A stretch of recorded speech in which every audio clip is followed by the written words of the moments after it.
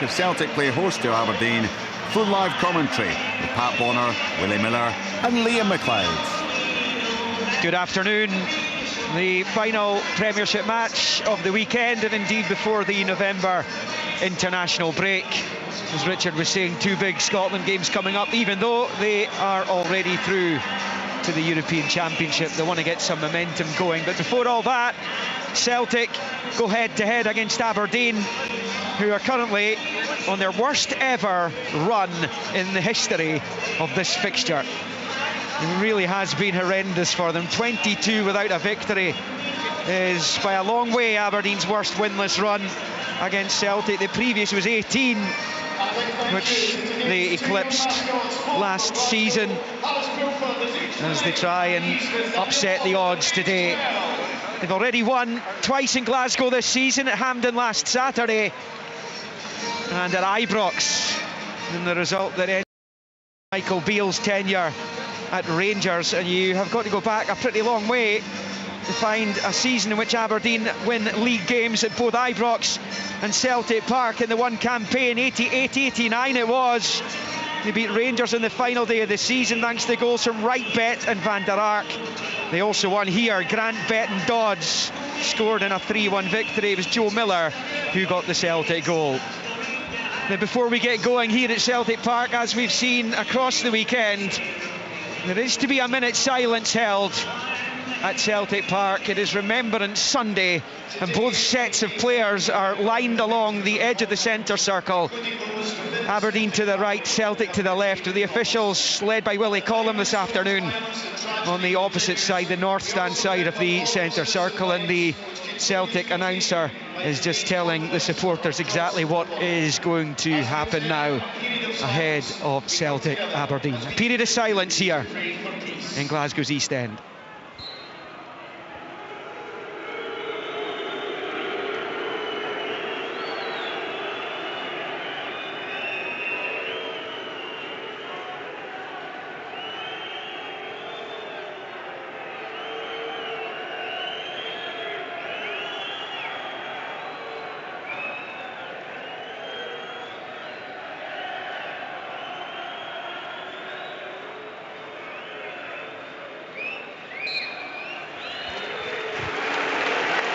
Well, I think you could hear what a certain section of the support inside the stadium made of the silence for Remembrance Sunday. Celtic did put the word peace up on the two big screens here at Celtic Park as the home players go into their huddle off to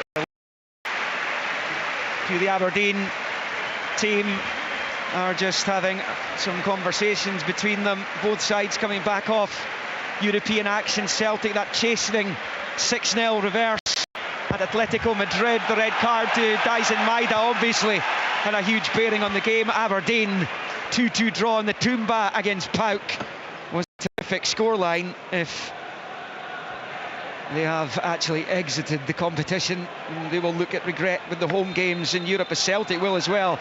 Here it's domestically, and it's Leighton Clarkson taking centre as Aberdeen all in red with the gold flashes going right to left. He goes all the way back to his keeper.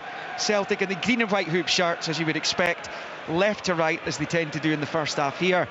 They prefer to shoot east in the first 45, and it is Celtic in possession. Here it's moved back to the captain McGregor, out to Johnston and out to Yang, who gets a rare start this afternoon. Hart in goal, Johnston, Carter Vickers, Scales, who was on loan at Pittodrie last season, and Taylor make up the back. O'Reilly, McGregor, Holm, Yang and Palma either side of Kyogo, and Aberdeen, Roos in goal, Garteman, Rubidzic, Jensen, Devlin and McKenzie, Shinnie, Clarkson, Polvara, Hayes, Miovski. Celtic in possession wide in the left, attacking the Aberdeen box for the first time, and it's Palma level with the penalty spot, rolling it back to the angle for Taylor, then back to Liam Scales. Scales out to Palma, level with the edge of the D. It's a delicate chip ball into the box, looked like a handball by the Celtic player. It was O'Reilly who was attacking it. Rubidzic got the header. Aberdeen play on, and it's cleared by Richard Jensen, and out it goes for a throw-in on this near side to Celtic as Brendan Rodgers shows a decent touch with the left foot, and he just knocks it to Alistair Johnson to take the throw, and he goes back to Carter Vickers. So Celtic already, Packy, it seems, settling into their passing rhythm a minute and a half into it. Yeah, and I think Aberdeen settling into their defence defensive formation, because every single one of them, including Majowski, is back almost about 40 yards from their goal and allowing Celtic to dominate possession, play the ball around, wait for the opportunity, and that's you've got to be well concentrated and to do that. And there's no outball for Aberdeen. That's the bit that worries probably Woolley sitting beside me. There's Palma rolling it back to Taylor, chip ball in. McGregor gets it level with the 6 with his ball. And she was trying to put across the face. The goal was behind for the goal kick. Couple in, 0-0. Willie Miller. It is a low block, is an extremely low defensive setup so far in the game. It is early, you know, and the exchanges. So I am expecting Aberdeen to come out a little bit when they get the opportunity, certainly to try and on the break give Celtic something to think about. But for the first, you know, few minutes of this game, then the game has basically been played in the Aberdeen half, and it's not just the Aberdeen half, but you know, 40 yards from the goal line. Long ball from Roos. Majowski gave chase. Carter Vickers gets it away. It's now with Palma exchanging passes with Odin Holm, who starts a league game for Celtic for the first time. His only other start for the club came in their League Cup defeat at Kilmarnock back in August. Scales sweeps it to Carter Vickers. Low ball onto the halfway line for Johnston. Sunny day here, bright blue skies above Chile though in Glasgow, as Yang picks up on this near side. Showed too much of it to Shinnie, but Yang continues. Still he has it. Pokes it through. Kyogo's in. Saved by Roos. The rebound. Oh dear. Matt O'Reilly to down into the ground and over the bar. You're expecting it to be 1-0. It should have been 1-0. It should have been Kyogo making it 1-0, but he didn't. And O'Reilly on the follow-up somehow contrived to miss, and Celtic miss a glaring chance to go in front in 3 minutes. It stays 0-0. Yeah, you're right, Liam. Two big opportunities for Celtic. Two players you would expect to really hit the target, but it was made by Yang. He picked the ball up on the right-hand side, showed good feet this time, as a good start for him, cutting on the inside and picking that little true penetrating pass. I think they got a little bit of luck. I think one of the Aberdeen defenders missed the ball and it fell to Kyogo and he tested Roos, but it was a follow-up from O'Reilly. He should have been putting that in the back of the net. Good all save. The goal. Yeah, good save by Roos, Willie, but it should be 1-0 Celtic already. I'm thinking when Kyogo's there, I'm thinking that's a goal. I mean, I think 9 times out of 10 he finishes that one. It's a decent save, I think, but he should have slotted it home. Here's Lewis Palma for Celtic on the left of the box. Another delicate ball in. Roos punches away with the right fist. Aberdeen just trying to get through these early stages without conceding. Johnston finds O'Reilly. He's been superb this season. He has it level with the penalty spot, sweeps it across the face of goal, and Garteman puts it behind for the corner.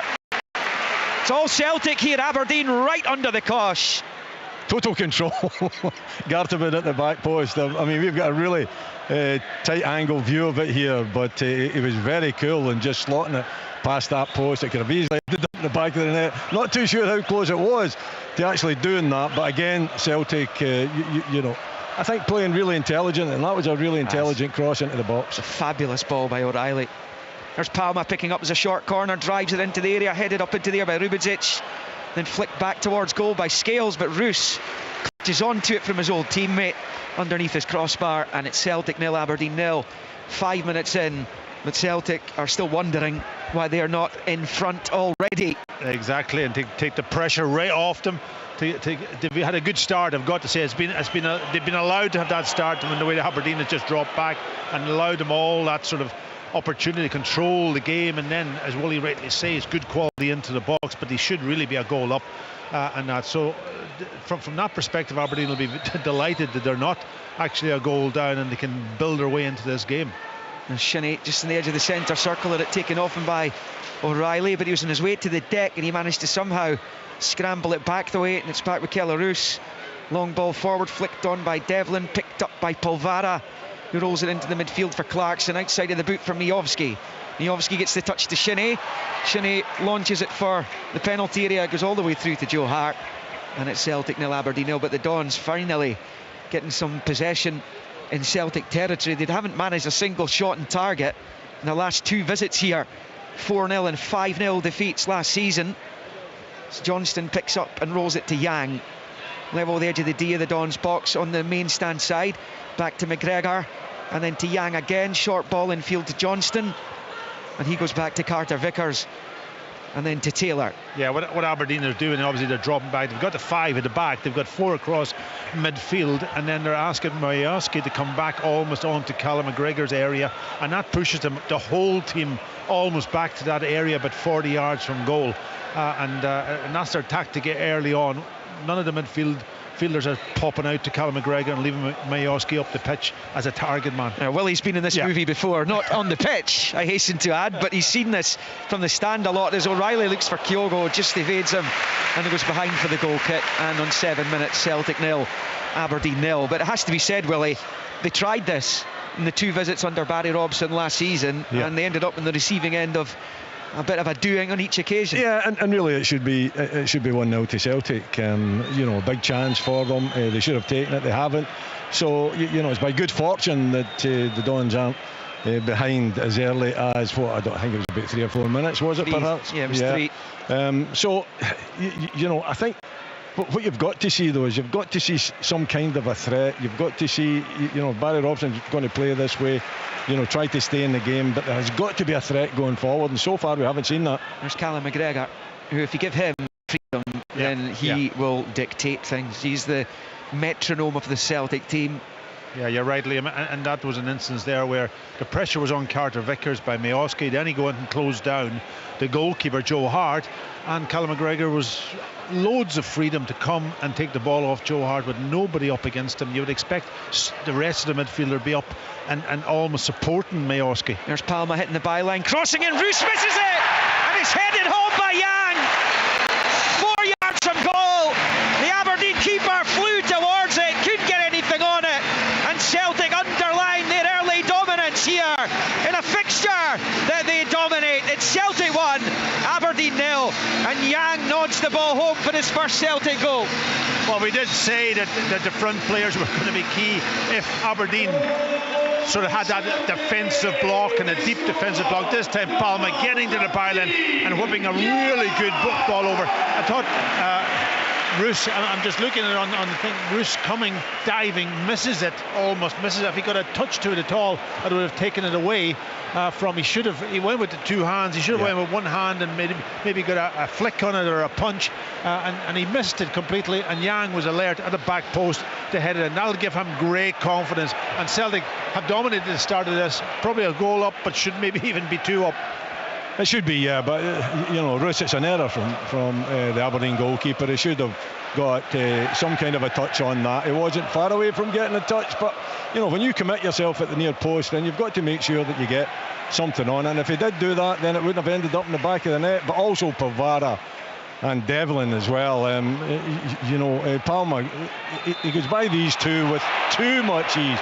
Really too much ease to put the cross, and once a winger hits that byline and cuts it back, really difficult to defend. Celtic hit the front as they look to make it 50 league games unbeaten here since they lost to St Mirren back in January 21. Aberdeen have a free kick in the midfield, and it won't be lost on Barry Robson that the last 20 matches Aberdeen have lost the first goal. They've lost the game. That dates back to almost 2 years ago. Win over Hibs, Calvin Ramsey, OJ, they won 3-1. As Clarkson bends the ball in, Garteman got ahead onto it, but he puts it well over the bar, and it's a goal kick to Celtic, who lead 1-0 on 10 minutes. Yeah, it was a free header, Willie, wasn't it? It was, but I think he should have done better, Pat. I don't think he believed in his ability to get that one in target. He wasn't really marked. There was a Celtic player in close proximity, but not really putting him under that much pressure. I think maybe the delivery could have been a little bit better as well. Celtic in possession, wide on the left with Palma, level with the Aberdeen penalty spot, taking on Nicky Devlin, goes behind for the corner off Devlin, who's claiming it's a goal kick. And Willie Collum, who was in European action himself during the week, took charge of Rennes' 3-1 win over Panathinaikos. He had to lean on his VAR Nick Walsh for a red card in that game. As Palma gets the corner inch, flicked towards goal, and it's just wide, and it will be a goal kick. It was Matt O'Reilly who attacked it towards the near post. An Aberdeen goal kick. Yeah, Celtic are dominating the ball. They're getting their wingers high up the pitch, and they're actually very competent today, the wingers. They're taking people on in a 1v1 situation. They look a little bit more energetic than their opposition players in the full-back positions. Kellaroos has just given it straight back to Celtic with a poor ball up the pitch, picked up by Taylor now with McGregor. Squares it to the right of the circle to Johnston, back to Carter Vickers, and now with Scales. Scales unchallenged, rolls it out wide left to Palma. Level with 18, now level with the penalty spot. Uses Taylor in the overlap. His cutback's cut out by Devlin, and out in the north stand side for a Celtic throw-in. Taylor bowling it back to Callum McGregor, and then to Scales. It's not too many Aberdeen players getting the face of Celtic men, has to be said, and these early exchanges. Celtic are being allowed the freedom to knock the ball about at will. They have that lead now as well. So Aberdeen's plan A is blowing down the Gallagate somewhere just now. They'll have to come up with a plan B at some point in the game, but they'll now, important for them, they don't concede a second, because then it could be curtains already. That goes out for a Celtic throw-in on the near side. Midway inside their own half. Carter Vickers infield to Scales. Yeah, I think there's got to be some kind of a pressure on the ball, is there not? You know, we haven't seen a lot of that. In fact, it was only the last passage of play where Aberdeen actually made an attempt to, put pressure on the ball. They're just retreating, and they're allowing certainly two centre-backs as much time as they want on the ball, and even the midfield players as well. Yeah, Palma, reverse ball, O'Reilly in the box, up against Rubedzic. O'Reilly going round him, it's a lovely, delicate ball in. Kyogo's got time to take a touch, shoots, and it's deflected. Rubedzic heads it back into the danger area, and then to Johnston at the edge of the box, and he lashes it wide, and it stays Celtic 1, Aberdeen 0 on 13. But this right here is shooty in for the champions. Aberdeen need to change course. Yeah, they do, and Celtic are looked sharper, don't they? Especially up in those front areas. That time the ball wouldn't come down quick enough for Kyogo to get his initial strike away. He did well to actually volley it, and I think it did take a deflection, and that's why probably the defender kept the ball in, but nearly caused problems for himself. He'd be better letting it go for a corner. I don't know what Rubedzic were thinking there. I mean, he's on the byline as well, and the ball comes to him, and he decides to head it back across the face of his own goal. It was a poor decision from him. Aberdeen weren't harmed by it, but in another day, the volley from the edge of the box could have ended up in the back of the net. There was a similar situation at Hampden last week where there Rubedzic could have left it go behind for the corner. They're still under the cosh at that point, of course, but last week Roos could have done similar at the National Stadium. Hibs felt they should have had a penalty last week after Roos seemingly brought down Dylan Venta. As Aberdeen come forward, here's Polvara, who shifts it out to McKenzie on the left-hand side, takes a touch and rolls it infield to Clarkson. Clarkson bends the ball into the box. Miovski going after it, but he's not going to get there. Not in the way he wanted to. It comes off his left toe and behind for a Celtic goal kick, which they of course have taken very quickly. Now with Taylor into the midfield. Odinholm rolls it out to the left for Palma. The young Celtic player was brought down, and I think Johnny Hayes is going to be booked for that as well. It's certainly a free kick. Yep, yellow card for Hayes. 5th start of the season for Johnny Hayes, who has replaced Jamie McGrath effectively in the team. He's playing more as an attacking player. I use the word attacking quite loosely. Not today, at the moment. so far. Not so far. But he's further up the pitch than Jack McKenzie's what I'm saying. Yeah, just ahead of him, but he's in that midfield role doing a job, and that particular job he did there was because, Barry had mentioned it before the game, Celtic take everything so quickly, and when they do take it quickly, you've got to stop it. Here's Yang, reverse balls lovely into the penalty area, across the face of goal, and Kyogo knocks it home at the near post from O'Reilly's pull back, and Celtic double their lead. They are utterly dominant in the game. Celtic 2, Aberdeen 0, and Kyogo gets his usual goal against Aberdeen as well. Well, that's where you want Kyogo, across that front post, which he was so deadly last year, and today puts Celtic 2-0 up. But a run from O'Reilly, nobody matching the run, and that if you're playing a deep defence, you've got 3 centre halves. You've got to see the midfielders running from an advanced position in behind you, and you've got to track him. O'Reilly, great run, you've got to say, and a lovely little cut back and a goal. But from Aberdeen's perspective, you can't allow that to happen. Far too easy. No, No, it is, but you know, it's the same as the first goal, isn't it? You know, in terms of the wide players have been brilliant, I think, for Celtic, Parkhead, and Yang coming in again there and getting way too much room, going inside. Normally, if you're forcing a winger inside, you're expecting to have, you know, one of your teammates there to block him. That hasn't happened. O'Reilly runs from midfield, as you say, you get three centre backs. One of them have got to identify that and pick him up. It doesn't. Then it's a simple stroke to the near post, and of course you know that Kyogo's going to make that run in there. He taps into the back of the net.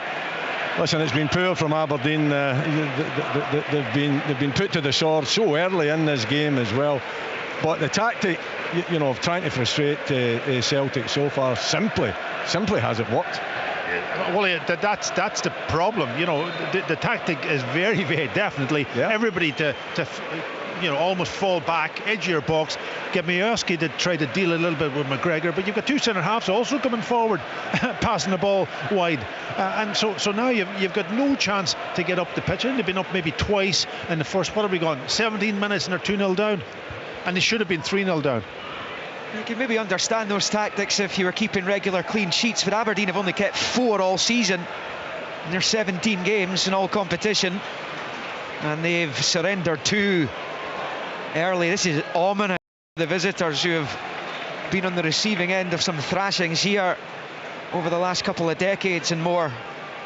The Scales gets it from Hart, and now it's Carter Vickers. Strolls up to the halfway line, right of the centre circle. His manager Brendan Rodgers, with his hands in his pockets, happy. And Aberdeen once again letting Celtic pass the ball around them without much of a challenge going in. Scales switching it to Carter Vickers. He's got Johnston and O'Reilly ahead of him. He's got Yang on the touchline. Chip balls headed away by Polvara. Now Clarkson leaving it for Shinnie. Out to Hayes on this near side. Carter Vickers comes to meet him. Yang coming to support as well. And Hayes just runs the ball off the pitch. Throw in Celtic. Yeah, he's got to do better, Johnny Hayes there. I mean, I thought Carter Vickers did well in terms of just ushering him towards the byline, but you know, perhaps he's got to, you know, take a look back the park. I think McKenzie was there and make the pass to McKenzie and just try to keep possession.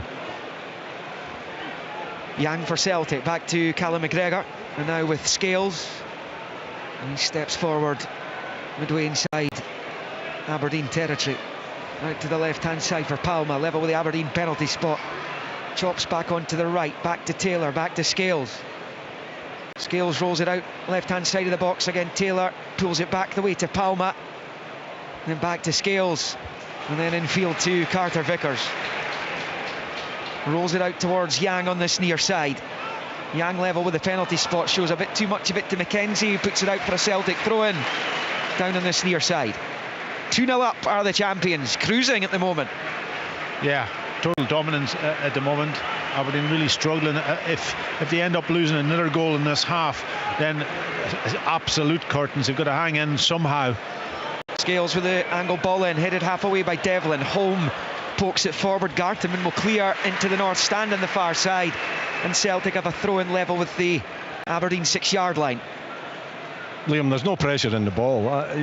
You know, whether it be the centre backs or Callum McGregor, they're under no pressure whatsoever to play the forward passes, which I can't, you know, understand that tactic. Yeah, you can put men behind the ball, but there comes a point where you've got to put pressure on the ball, and Aberdeen simply aren't doing that. And these 3 players in particular allowed just to throw forward and pick out their forward players. It's very worrying from an Aberdeen point of view. Obviously, from a Celtic point of view, then they're looking as though they can, you know, open Aberdeen up.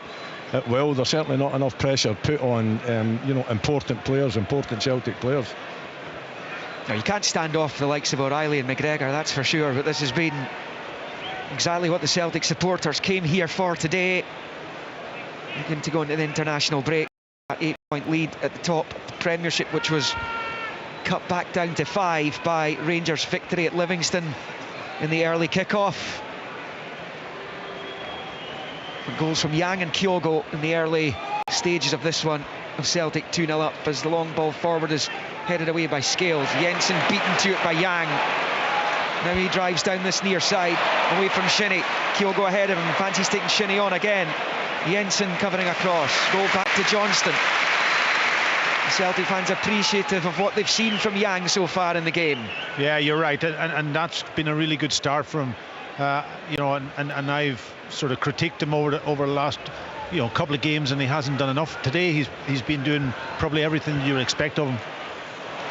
Mackenzie robs Yang on this near side. So far. Yeah, knocks it off Yang and out for the throw-in. That's what happens. You praise somebody and they lose the ball. Next given opportunity.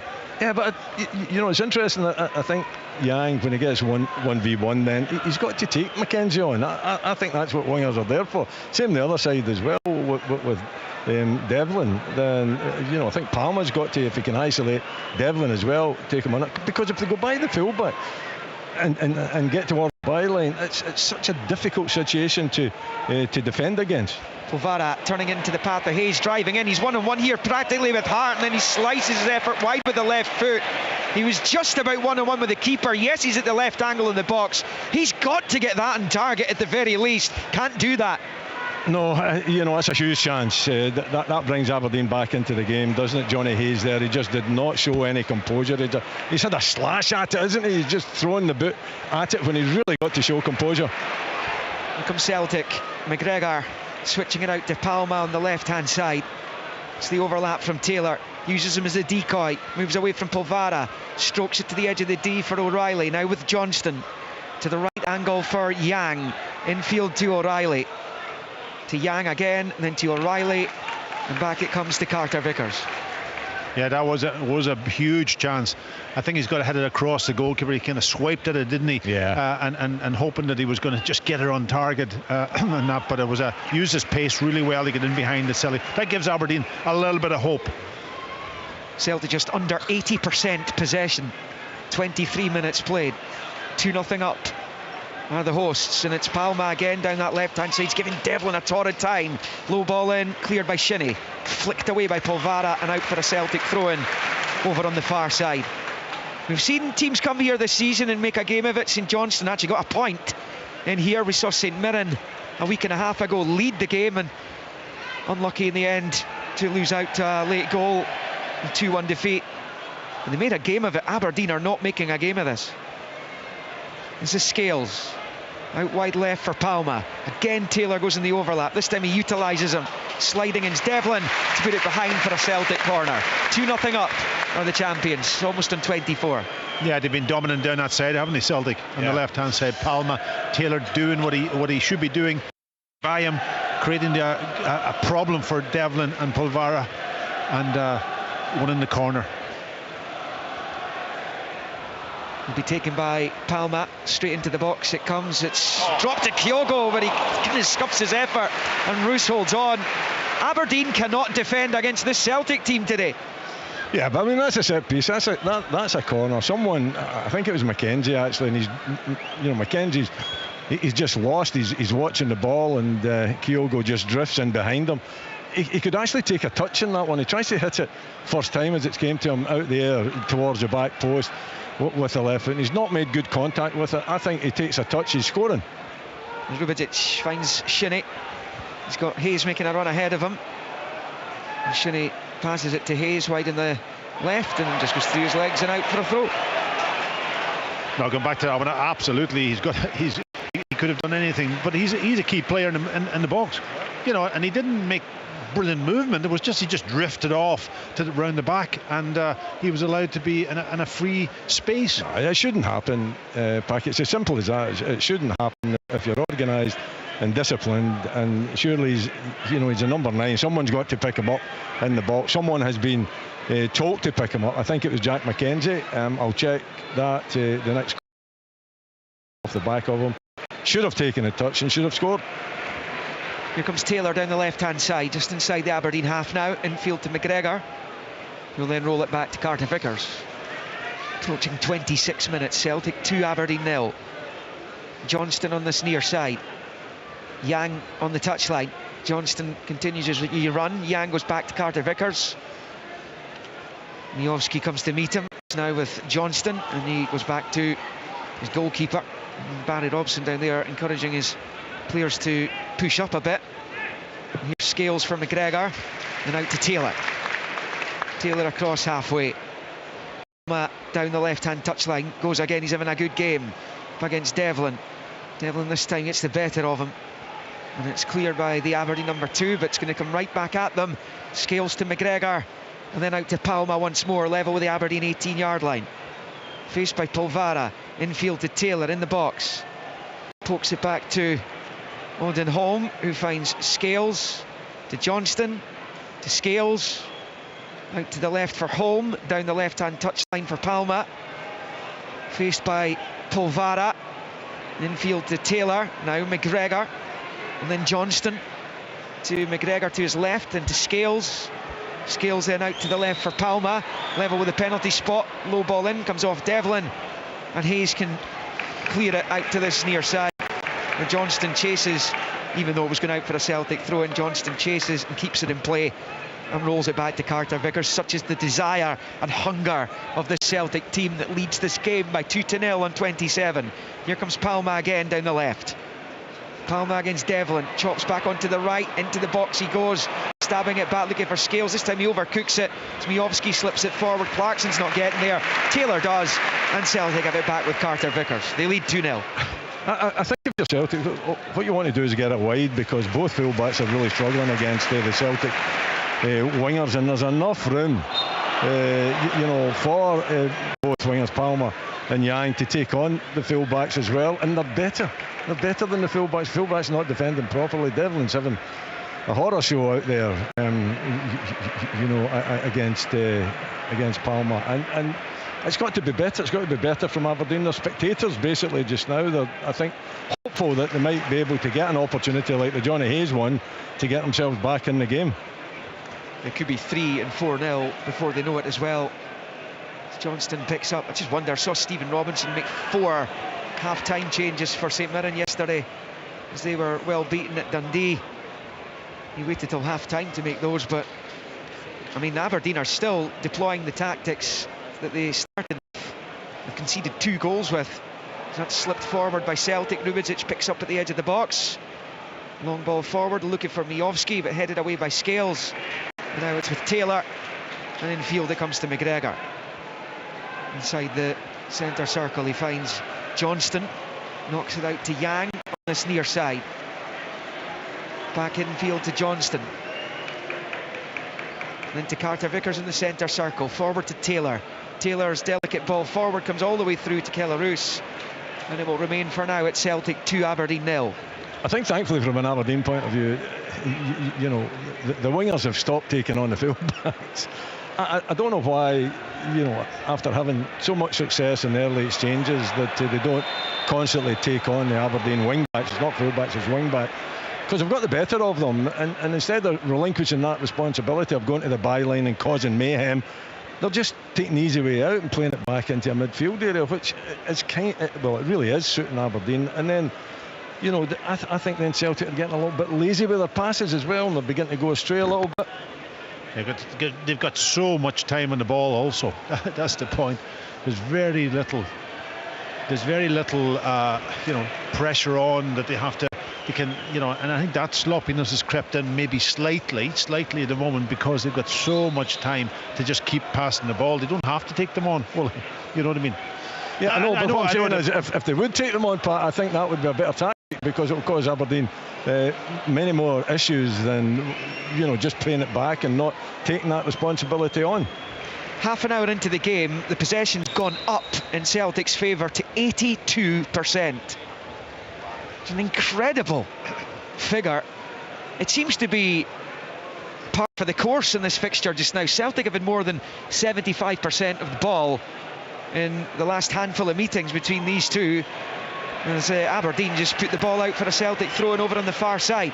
Now, there could quite easily be a European hangover here. Celtic had the extra 2 days. Aberdeen flew back, I think, on Friday, having been in Thessaloniki. Liam, I've got to interrupt you there. The tactics there for everybody to see. Aberdeen are just falling back. I don't think it's anything about energy or having an extra day. The tactics is there, plain and simple. There's no pressure on the ball. Aberdeen are going back. It's 5 at the back, at 4 in midfield, and Miofsky's coming back on top of McGregor. I don't think that hasn't anything to do with playing a game in midweek. Maybe the second half, going in halfway through the second half, I can understand that point to be put forward, but I think the listeners have got to understand this is a tactic that Aberdeen are employing. They're just trying to frustrate Celtic in the hope that they managed somehow miraculously, as Johnny Hayes went through, to get a goal at the other end. But as the stat says there, Liam, it's total domination from Celtic. Here's Greg Taylor out to the left hand side for Palma, up against Devlin again. And then it's a low ball into the box. O'Reilly, he kind of tried to dummy that, and Aberdeen able to get it away in the 6-yard line as Carter Vickers heads it out to Johnston on this near side. A first Celtic goal for Yang and an 8th of the season for Kyogo. Of Celtic 2-0 up as we approach 32. Here's Palma, fires the ball into the box, headed away by Rubičić, but it's straight to Johnston on this near side. Johnston has time to control. McKenzie tries to meet him. Johnston flicks it into the area for O'Reilly, faced by Shinnie, with his back to goal, passes it back to Scales. Now McGregor, side foot ball to the left angle of the box for Palma. Taylor on the overlap. Palma jinks away from Polvara and wins the corner off the American. It's a Celtic corner. They lead 2-0. Celtic back on to the wingers now, taking on. They're listening to you, Wally. There's McGregor from the short corner. In field it comes. Yang skips away from one, can get away from Shinnie. Aberdeen come away with it. Celtic fans felt Yang was impeded there by Shinnie after the ball had gone inside the box. Celtic still have it with Palma up against Garton Man, who gets between the man and the ball and slips it forward to Miofsky. Prods it back the way, and the long ball forward, and there's a foul on Garton Man, I think it was. And Aberdeen have a free kick midway inside their own half. Celtic have a man down. I think it's Carter Vickers who's on the deck from the previous Celtic attack. Yeah, I just think he got hit in the wrong place on a cold day, and that's taken the wind out of him a little bit, and he's back on his feet. He'll be okay. Yeah, I think the referee thought about it, but obviously it wasn't a head knock, so he allowed play to continue there. But Carter Vickers is fine, just a little bit wind taken out of him. Worth pointing out here, Packy, Celtic, it's quite impressive this actually. They've only had more points at this stage in 5 seasons in their history, when you take the 2 points to 3 points change into account as well, which is pretty remarkable. Yeah, I mean, they've not. You still kind of get the feeling they've not hit their straps yet. Yeah, no, I think you're right. I don't think they're playing to the the top level that they can play at. They're doing it pretty well today, to be honest, but they've been allowed to do it, and that from a passing perspective, I think it's all there. They've got technical players, no question about it, and if they're playing with high energy, then they're a real threat. And if the wingers, as you see today, are on form, then they become a real threat from that perspective. But they've been allowed, even the point about Miofsky dropping back into McGregor, he's not even actually doing it very well. You know what I mean? He's just dropping into an area, but McGregor's so clever, he just finds a little bit of space and he just linked through it. He'd be far better staying up the pitch, and if they do win the ball, they have a target and then get support to him. Get up the pitch, and listen, he's a decent player and he should be able to hold the ball up, but because where he's standing now, he's no effect whatsoever. If he goes up the pitch, at least the 2 centre backs have something to think about. Do they leave him 1-for-1 if he stands in the halfway line, or do the 2 centre backs then take responsibility and make sure that they stay back? But he's going so deep that and he's not doing anything in terms of putting the 2 centre backs under pressure, but he's not on top of Callum McGregor either. No. Celtic come again down the left with O'Reilly this time. It's won back by Garton Man. It's back to his keeper. Killaroos smashes it forward underneath it. Carter Vickers heads it back into the Aberdeen half. Home easily nudges Shinnie away, keeps possession for the home team. Now it's with Yang and Carter Vickers. There's no doubt that Yang Hyun-jun will be eyeing up an extended run in the team with Daisen Maeda out after picking up an injury. Yeah, and I think that might give him confidence also in the goal today, and there's obviously a start that he's had in the game. He's shown for every ball. He's making little runs inside when the ball's with the centre halves, so he's up for it, and that's good news for Celtic. 2-0 to Celtic. We're in the final 10 of the opening 45 here. Throw into Aberdeen. Jensen level with his own 18 on this near side. Can Aberdeen somehow get a foothold in this match? Johnny Hayes was through earlier, he had a great chance. They've given it away straight from the throw, and now it's Taylor picking it up in the midfield. Gets it to Holm, back to Taylor, back to McGregor, and then to Carter Vickers. Rolls it out to Yang on this near side, level with the edge of the D's. Pass infield, finds O'Reilly. Little delicate ball back towards Johnston. Well read this time by Gartenman, who clears. Here's O'Reilly to Carter Vickers, then to Matt O'Reilly, who goes all the way back to Joe Hart. Again, Celtic picking their way through. The only unbeaten team in the Premiership. Couple of draws. St Johnstone and Hibs both keeping clean sheets against them. The Saints one was here. It was pretty early on in the campaign. Scales comes forward, Clarkson comes to meet him, then Scales turns and eventually passes it to Palma. It wasn't a great ball, it bounced off Palma, and Polvara picks up and knocks it back to Gartenman, and then to Devlin, to Gartenman, to Polvara, and then to Devlin. Probably the most passes Aberdeen have strung together all afternoon. Devlin up to Miovski on the halfway line. Holds off his man well, knocks it to Clarkson. Clarkson gets it through the legs of O'Reilly. He gives it straight to Yang. And now O'Reilly's knocked it through to Kyogo, who might be in here. Takes a touch, right foot, chops back onto his left side. Still in the right, Jensen and Rubezic for company this time though, and his efforts charged down. That's what happens. Aberdeen committed a few players forward, and there were huge gaps, and Yang, great skill across the 6-yard line, cleared by Rubezic. Now O'Reilly to Kyogo. Jensen gets in the way, and O'Reilly loses out to the edge of the penalty area as Miovski finds Shinnie. And back to Bojan Miovski, who goes down. Referees allowing Aberdeen an advantage because Polvara has it. Switch for Hayes, and he heads it straight to Johnston, who heads it back to Joe Hart, to scamper over to the right-hand side of his box to prevent the corner. Almost in 38, Celtic 2, Aberdeen 0. Nice bit of play from both sides actually in that last minute or so. Decent build-up from Aberdeen, 4 or 5 passes to get them up the pitch, committing players, but then as soon as they have over-committed, Celtic won the ball and then hit them on the counter-attack with Kyogo, and then Yang getting himself involved again showing good promise, good technical ability to create a little opportunity for himself. Good play from both sides there. Celtic win this game, they look like doing so. Scales goes long into the Aberdeen box, Yang gets his head onto it, it's well wide. If they win this, it'll be back-to-back home wins for the first time this season, which is pretty remarkable, albeit the Champions League games clearly have had an effect in that particular statistic. It's going to be an Aberdeen goal kick, taken by Roos, and Barry Robson will be super keen that the damage doesn't get any worse before the break. He's down there rubbing his face, trying to work out how on earth to take on the last, probably around about an hour of the game to go. By the time you take the stoppage time into account. Shinnie out to McKenzie on the near side, midway inside the Celtic half. Early ball for Miovski, just bounces off the leg he was trying to control with, and Hayes barges Johnston to the deck, and that'll be a Celtic free kick to the right-hand side of their own penalty area. Celtic 2-0 up, 39 on the clock. Yeah, I mean, it's been a painful watch, I think, for most Aberdeen fans so far in this half. You know, very fortunate it's only 2. I think when it's only 2, then you just never know. Aberdeen might. Celtic are in again. Yep, Palma, left-hand side of the box, level with the 6, faced by Gartenman. Turns away from goal, then rifles it up towards the 18-yard line for O'Reilly, can't control. Breaks McGregor's way. Johnston back into the centre circle for Carter Vickers. And now to Alistair Johnston. It's been the one thing for Celtic this season. They haven't really put together a full 90-minute performance. Can they do so today? Here's Palma, left-hand side of the box, back to Holm, who forces a really good save out of Keller Roos. That looked like it was goal-bound. It stays at 2-0. Yeah, I think it was just going to creep under the crossbar.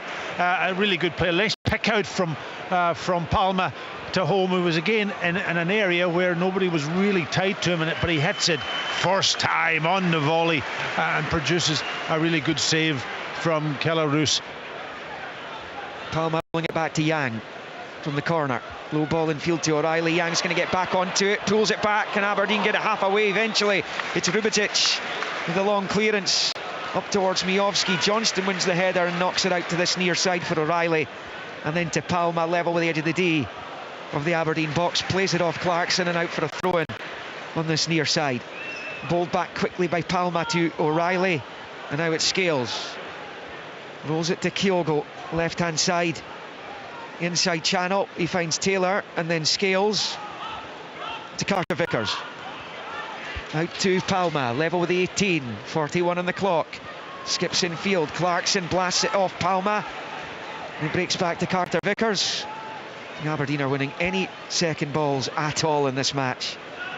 Always seems to drop to a Celtic player. And look at some of the great Celtic teams over the last few decades, and maybe even further back than that. The really great Celtic teams, they always seem to have an extra player. That's just the way they play the game. Yeah, but if you look then at Aberdeen's structure today, you know, why do they have to have 3 players in front of 3 centre backs? You know, when Celtic are playing with one striker and they're playing with 2 higher forward midfielders, I know that the full-backs might go into those areas, but then you're asking forwards to do a job where the midfielders should be pushing on. Well, the manager picks the tactics. He's been playing with the back 5, but very rarely does he change it and go to a back 4. He has done it in the course of some of the games, you know. But you're right, Pat. You know, you've got 2 wingers, and when you play a back 5, if you've got one through the middle and 2 wingers hugging the touchline, then I don't think that's the right tactic, because you've got 3 players looking after you know, 1 striker, and you've got runners from the midfield that aren't getting picked up, and you've got 3 midfielders taking care of two midfielders. You know, and there's no pressure on the ball. Here comes Celtic again. Palma level with the Aberdeen 18 over to the north stand side, taking on Devlin. Moves away from Devlin, pokes it back to the angle of the box. Shinnie's there for Aberdeen, but they're just utterly swamped every time they get the ball. Celtic strangling the game, and now it is Johnston out to Yang on this near side. Short ball to Johnston, back to Yang, then back to Carter Vickers. Over 40 points between them last season, first and third, these two. Celtic were over 80 goals better off as well.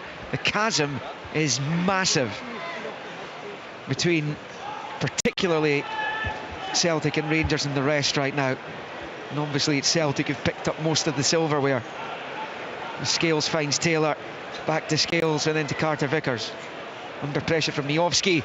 He goes back to his keeper. I have to say, Willie, there's been teams who have spent a lot less money in the league this season, who have come here with less of an inferiority complex than Aberdeen have.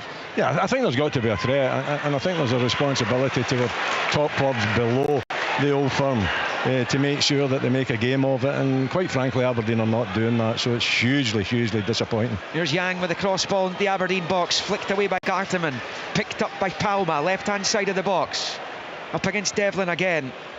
Palma, he's gone for goal, and Roos tips it over. It's another good save. It will stay at 2-0. Luis Palma winding up the effort, looking for the top right corner. Roos equal to it, as he was with Holmes' effort a few minutes ago. Final minute of the opening 45. Celtic 2, Aberdeen 0. The half-time whistle can't come quickly enough for Barry Robson. It was a wide angle, wasn't it? But Roos seen it all the way. They've taken a short corner. O'Reilly to McGregor.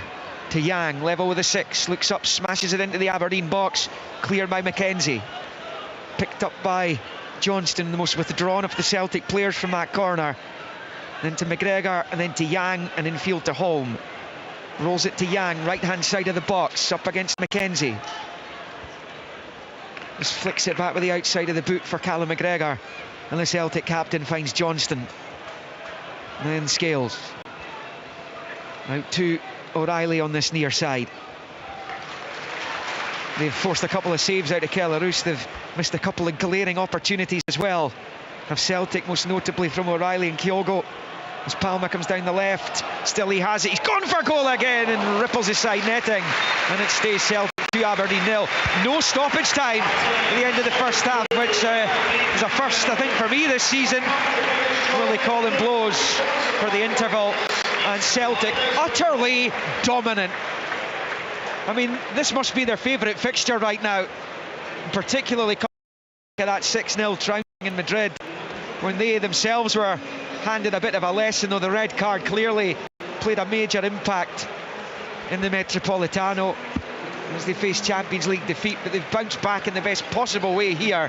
80% possession, 10 shots in goal, 5 of them on target, 5 corners, and the 2 goals which give them a half-time lead they'll feel should be more dominant than it is. 9 minutes in, and it was home from Palma. 16 in, Kyogo tapping in from O'Reilly. Kyogo and O'Reilly should have scored before that. Holm and Palma have tested Roos since then as well. It has been sheer domination, and the Celtic supporters will be very content with what they've seen here. One of their best performances in the Premiership this season. For Aberdeen, they've started off with, apart from Hayes in for McGrath, the same team that started in Frankfurt and across the city at Ibrox against Rangers. But they haven't got anywhere near Celtic, albeit Johnny Hayes found himself left-hand side of the box and sliced well wide when he really ought to have got it on target. That was already at 2-0 down. That could potentially have made a game of it. But at half-time here in Glasgow's East End, it's Celtic continuing, it seems, their unbeaten title defence. It is Celtic 2, Aberdeen 0. On digital radio, FM, online at BBC Sports Scotland, your smart speaker, and BBC Sounds. This is Sports Sound from BBC Radio Scotland. Scottish football lives here.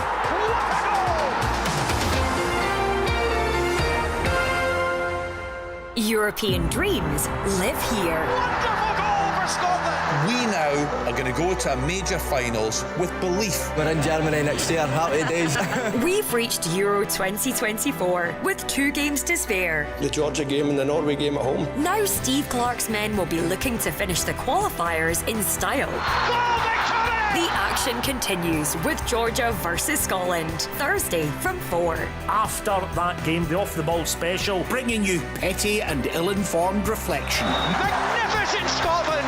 Listen on digital radio or ask your smart speaker to play BBC Radio Scotland Extra.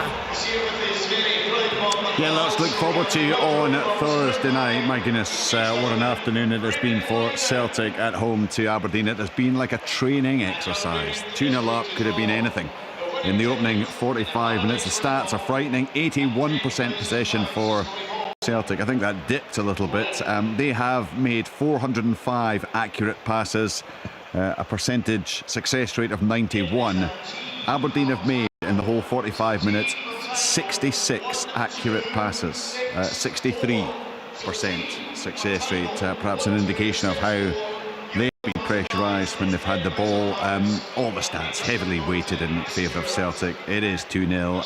Pat, it could have been anything in that first 45 minutes, virtually, couldn't it? Yeah, it could. You know, Wally's sitting beside me here and he's putting expressions. That's why I didn't go to him. I thought I'd better let you enjoy yourself first, and we'll see if we can perk Willie up in some way, shape or form. Yeah, it'll be a struggle. He's not happy, I'll tell you that, Richard. Oh, sorry. Yeah, no, go on, enjoy your moment. Well, enjoy your 44 points. But the passing, listen, the stats that you called out there tells the story, really. And it's from the first minute when I watched, how they were set up and the way that they dropped back and almost asked Moyarski to drop back in on top of Callum McGregor. And you end up with almost 11 Aberdeen players 40 yards from goal. And that continued. They'd won that one breakaway chance from Johnny Hayes, which was a good chance for them. I could have put him back in the game. They'll be happy there's only 2-0.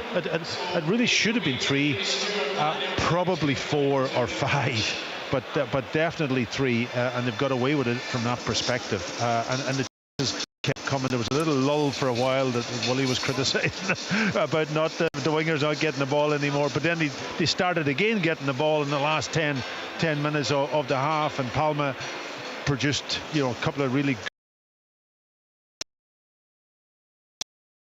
saves. But overall, total dominance, and it's down, I think, to the structure of Aberdeen more so. And I know Celtic have got character today. They've got energy. They've got all the things that the fans would have questioned with how they were going to react. But they've been allowed by Aberdeen as you rightly described it, it's like a training game. Yeah, the problem is, Willie, you take the approach that Aberdeen have taken. You're 2-0 down in short order within 16 minutes. It's difficult then, I suppose, to try to find a way out of that trough, if you like, that you find yourselves in.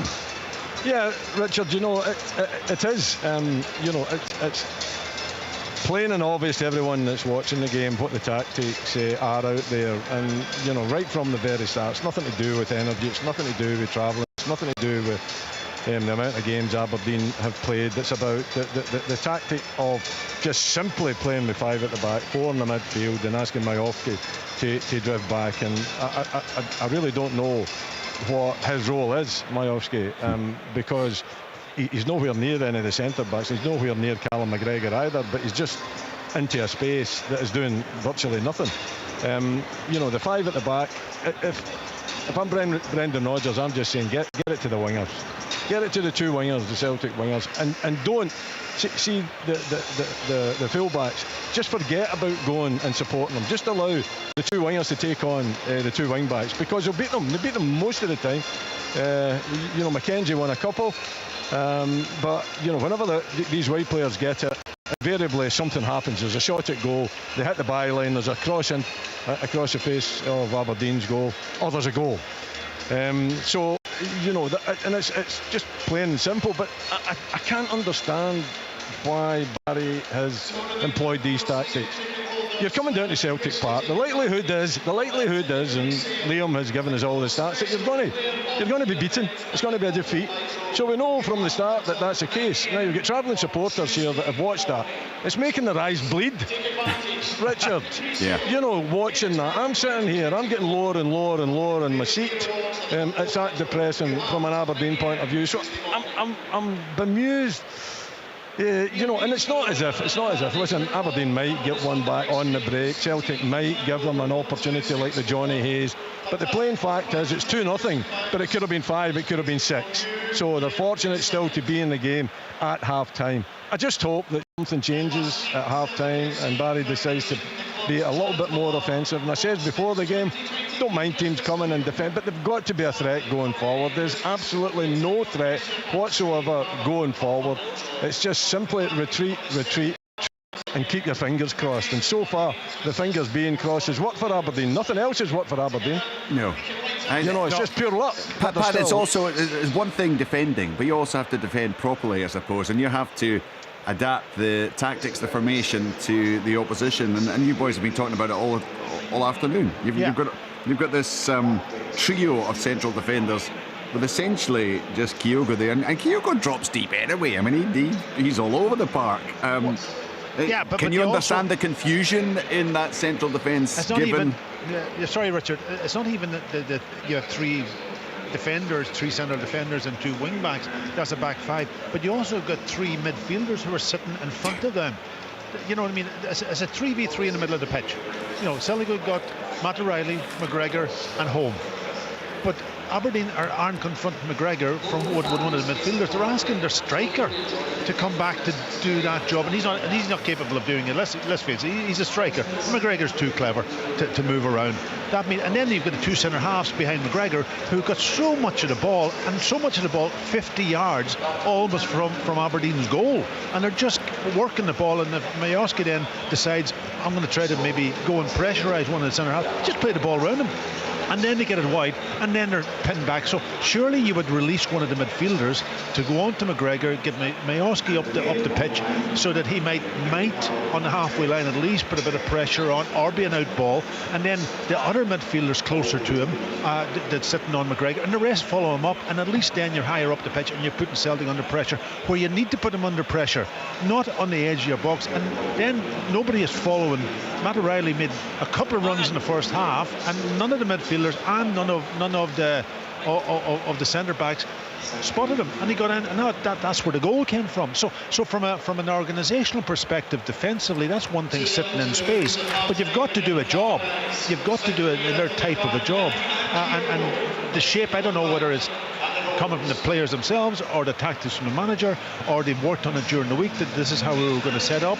We were away in Europe where we might be a bit tired mentally, so maybe that's inside their brain. So we just need to sit back, and Celtic Park is a big open space of a pitch, so we're not going to pressurise in any way up the pitch, but it's allowed them to be 2-0 down, and it could have been 4, and they need a change in the second half, otherwise this game is just totally drifted away from them. Right, guys, we'll give you just a moment or two. 2-0 Celtic, and you get the sense that the final outcome will depend on whether Celtic can be bothered chasing the goals in the second half, or whether they're just going to see this one out. Earlier it was 2-0 for Rangers. Dessers and Tavernier with a goal. Tavernier also having a penalty, or missing a penalty in the first half. Got a second chance midway through the second, and he put that one away. So 2-0 for Rangers against Livingston. We'll hear later from the managers. Let's hear from the man who got the first Rangers goal, his 6th of the season.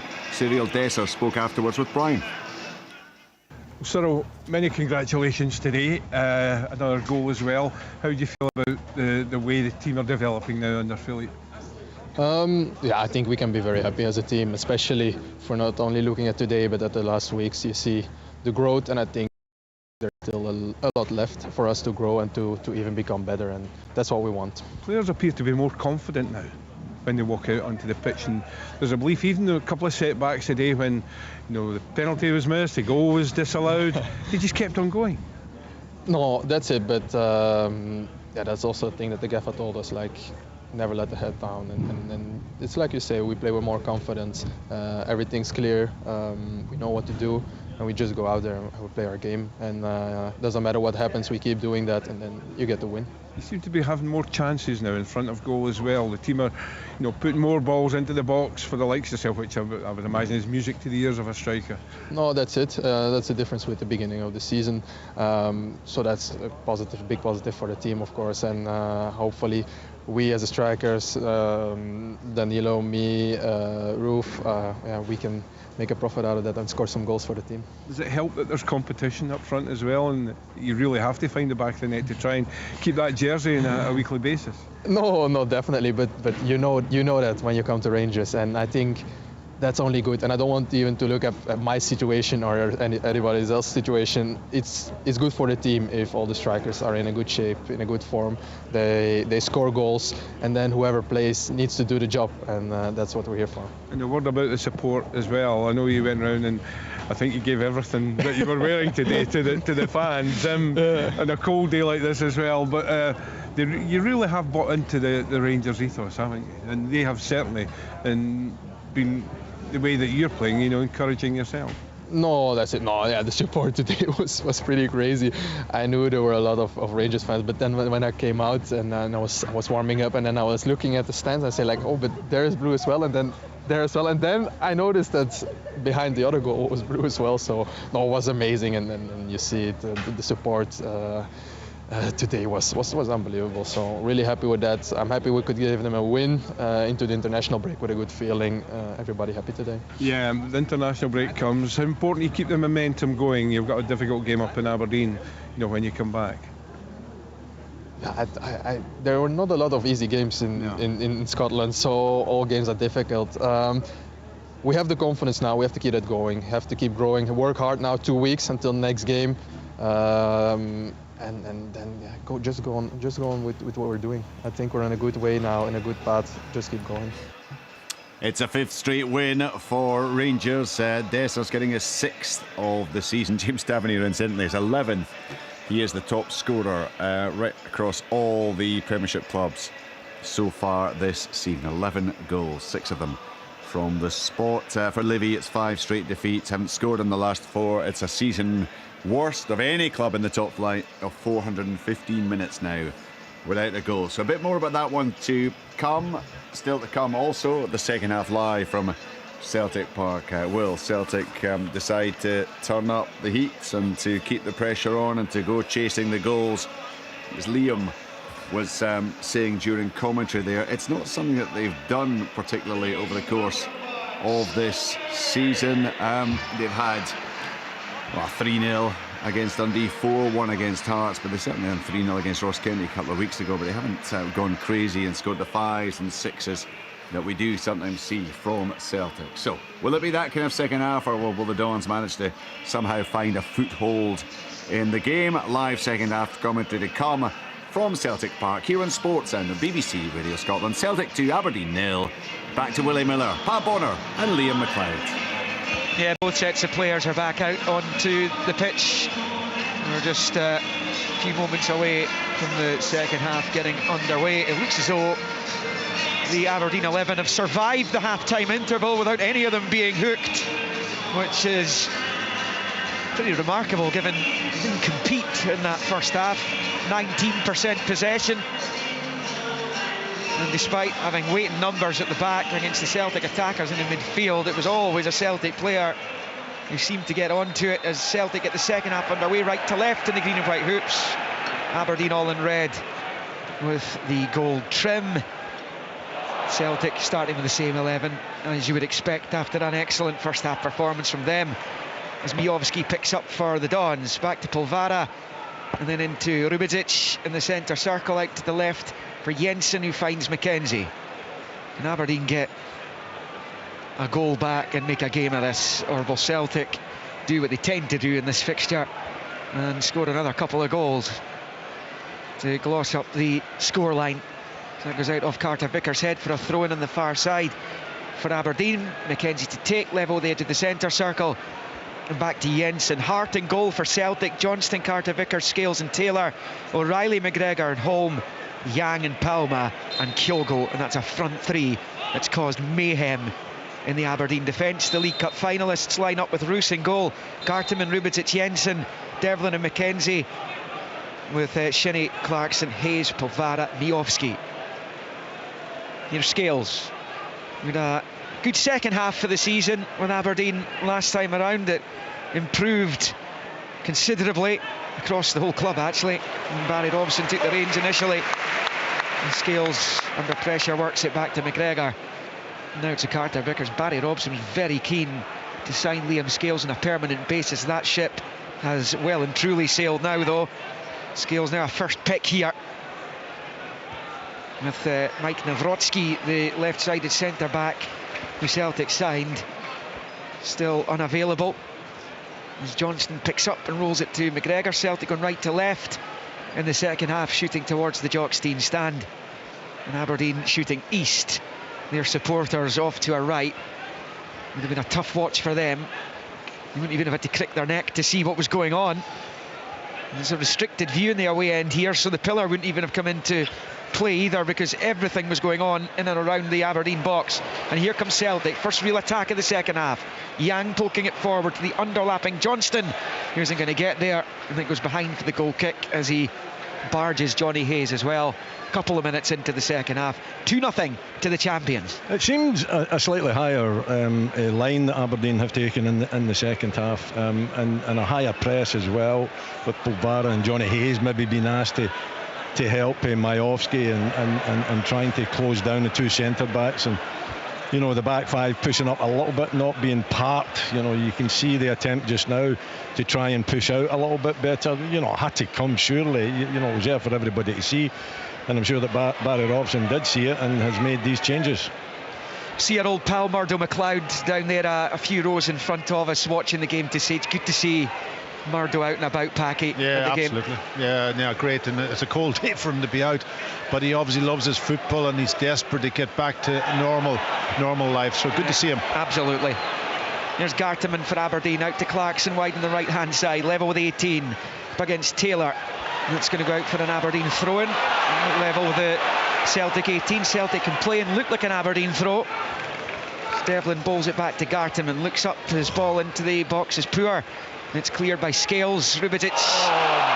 See that? Into Kyogo.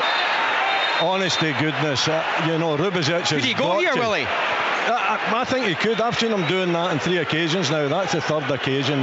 He's not getting that ball. He's dived into the back of Kyogo. He's wiped Kyogo out. He's hurt himself as well.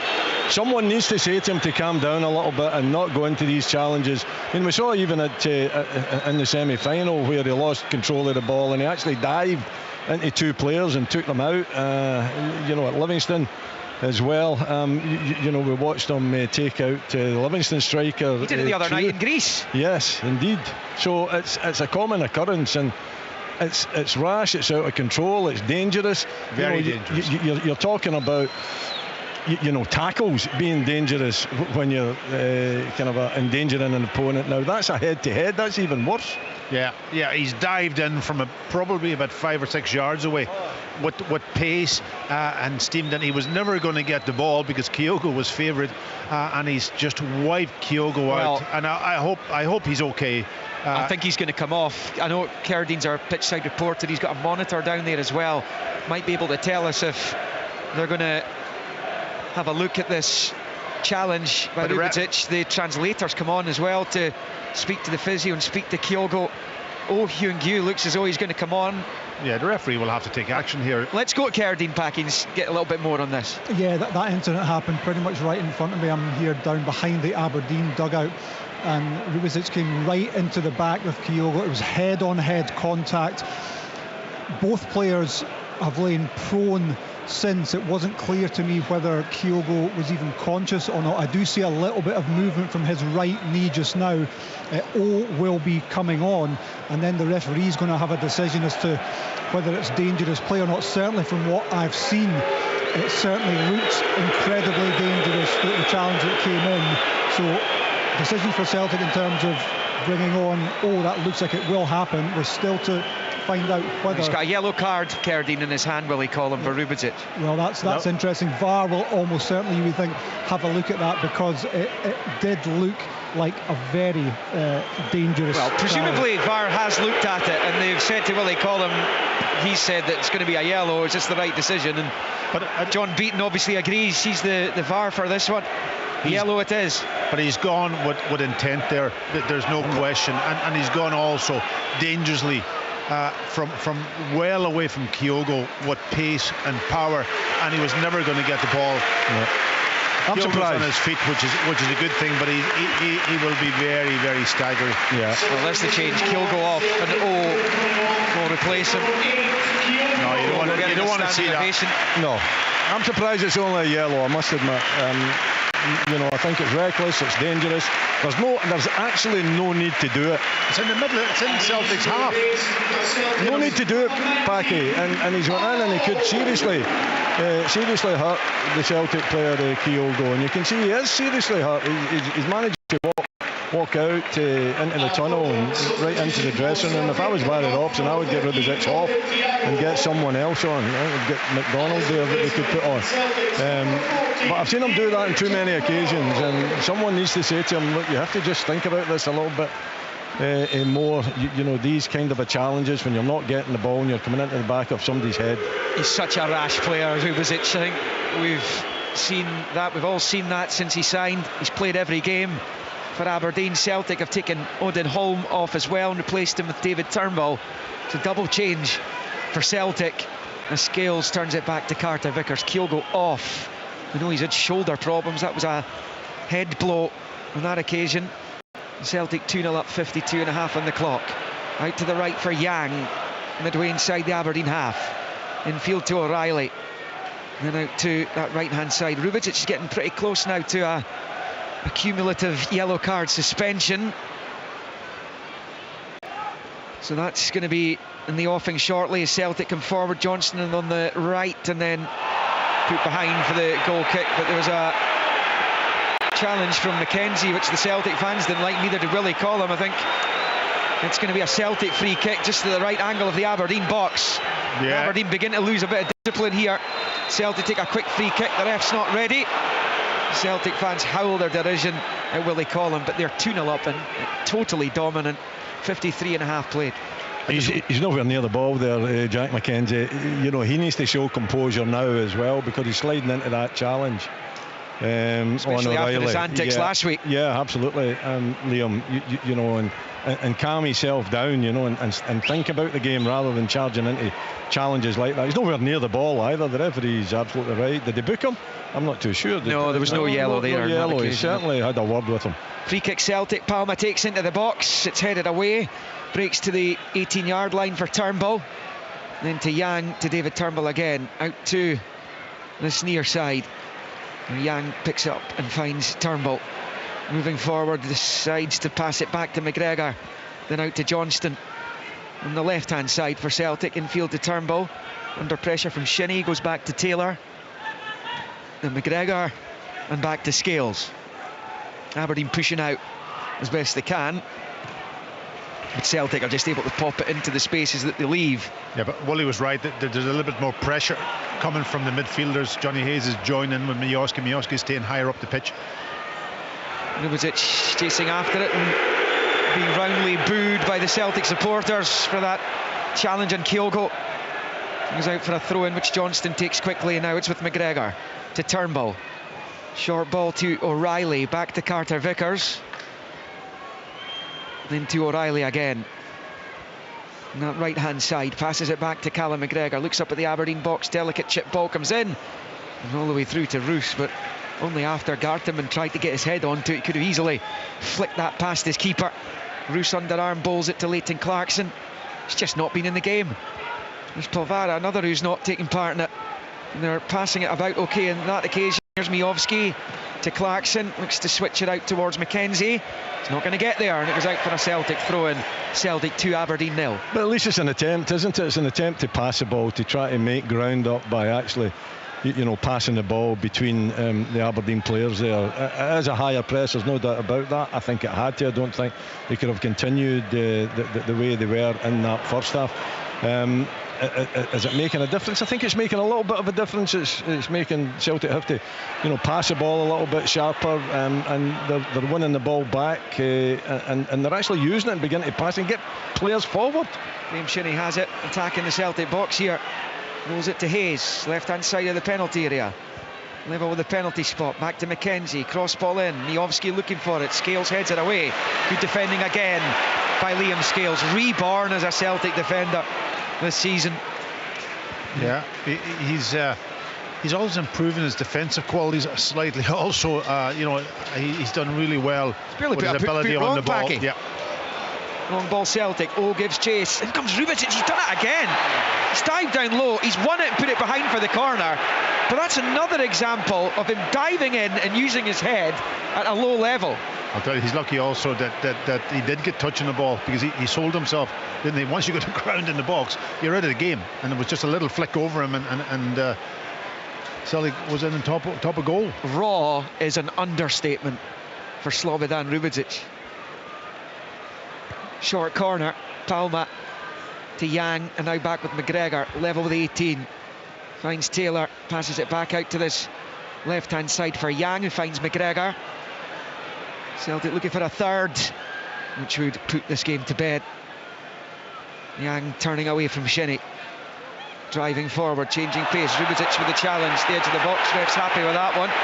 Aberdeen can't clear. Clarkson off his own man, breaks back to Palma, shifts it to O'Reilly. He's passed too much on it. Going to turn to Palma, and it goes behind for the goal kick. And it's Celtic 2, Aberdeen 0. I think it's fair to say the Celtic supporters are not too impressed with Slobodan Rubic. No. I think you can understand why, too.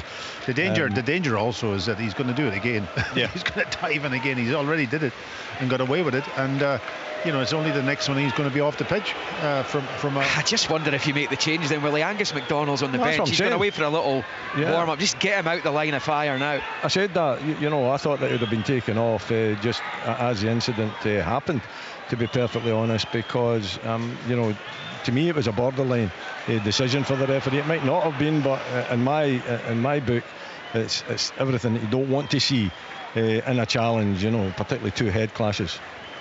Big switch by Clarkson's found Devlin, heads it into the box, Scales clears, kept alive by Gartenmann. Back out to Devlin on this near side. Devlin gets the better of Taylor, away from Turnbull. He's got the ball in, the little flick from Miovski's clever, but Hart holds on. And Aberdeen, I think that'll count as an effort on target. It's the first time they've managed it in 2.5 games at Celtic Park since the opening day of last season. Stay Celtic 2, Aberdeen 0 on 50, almost 59. Yeah, it's much better, Pat. It is.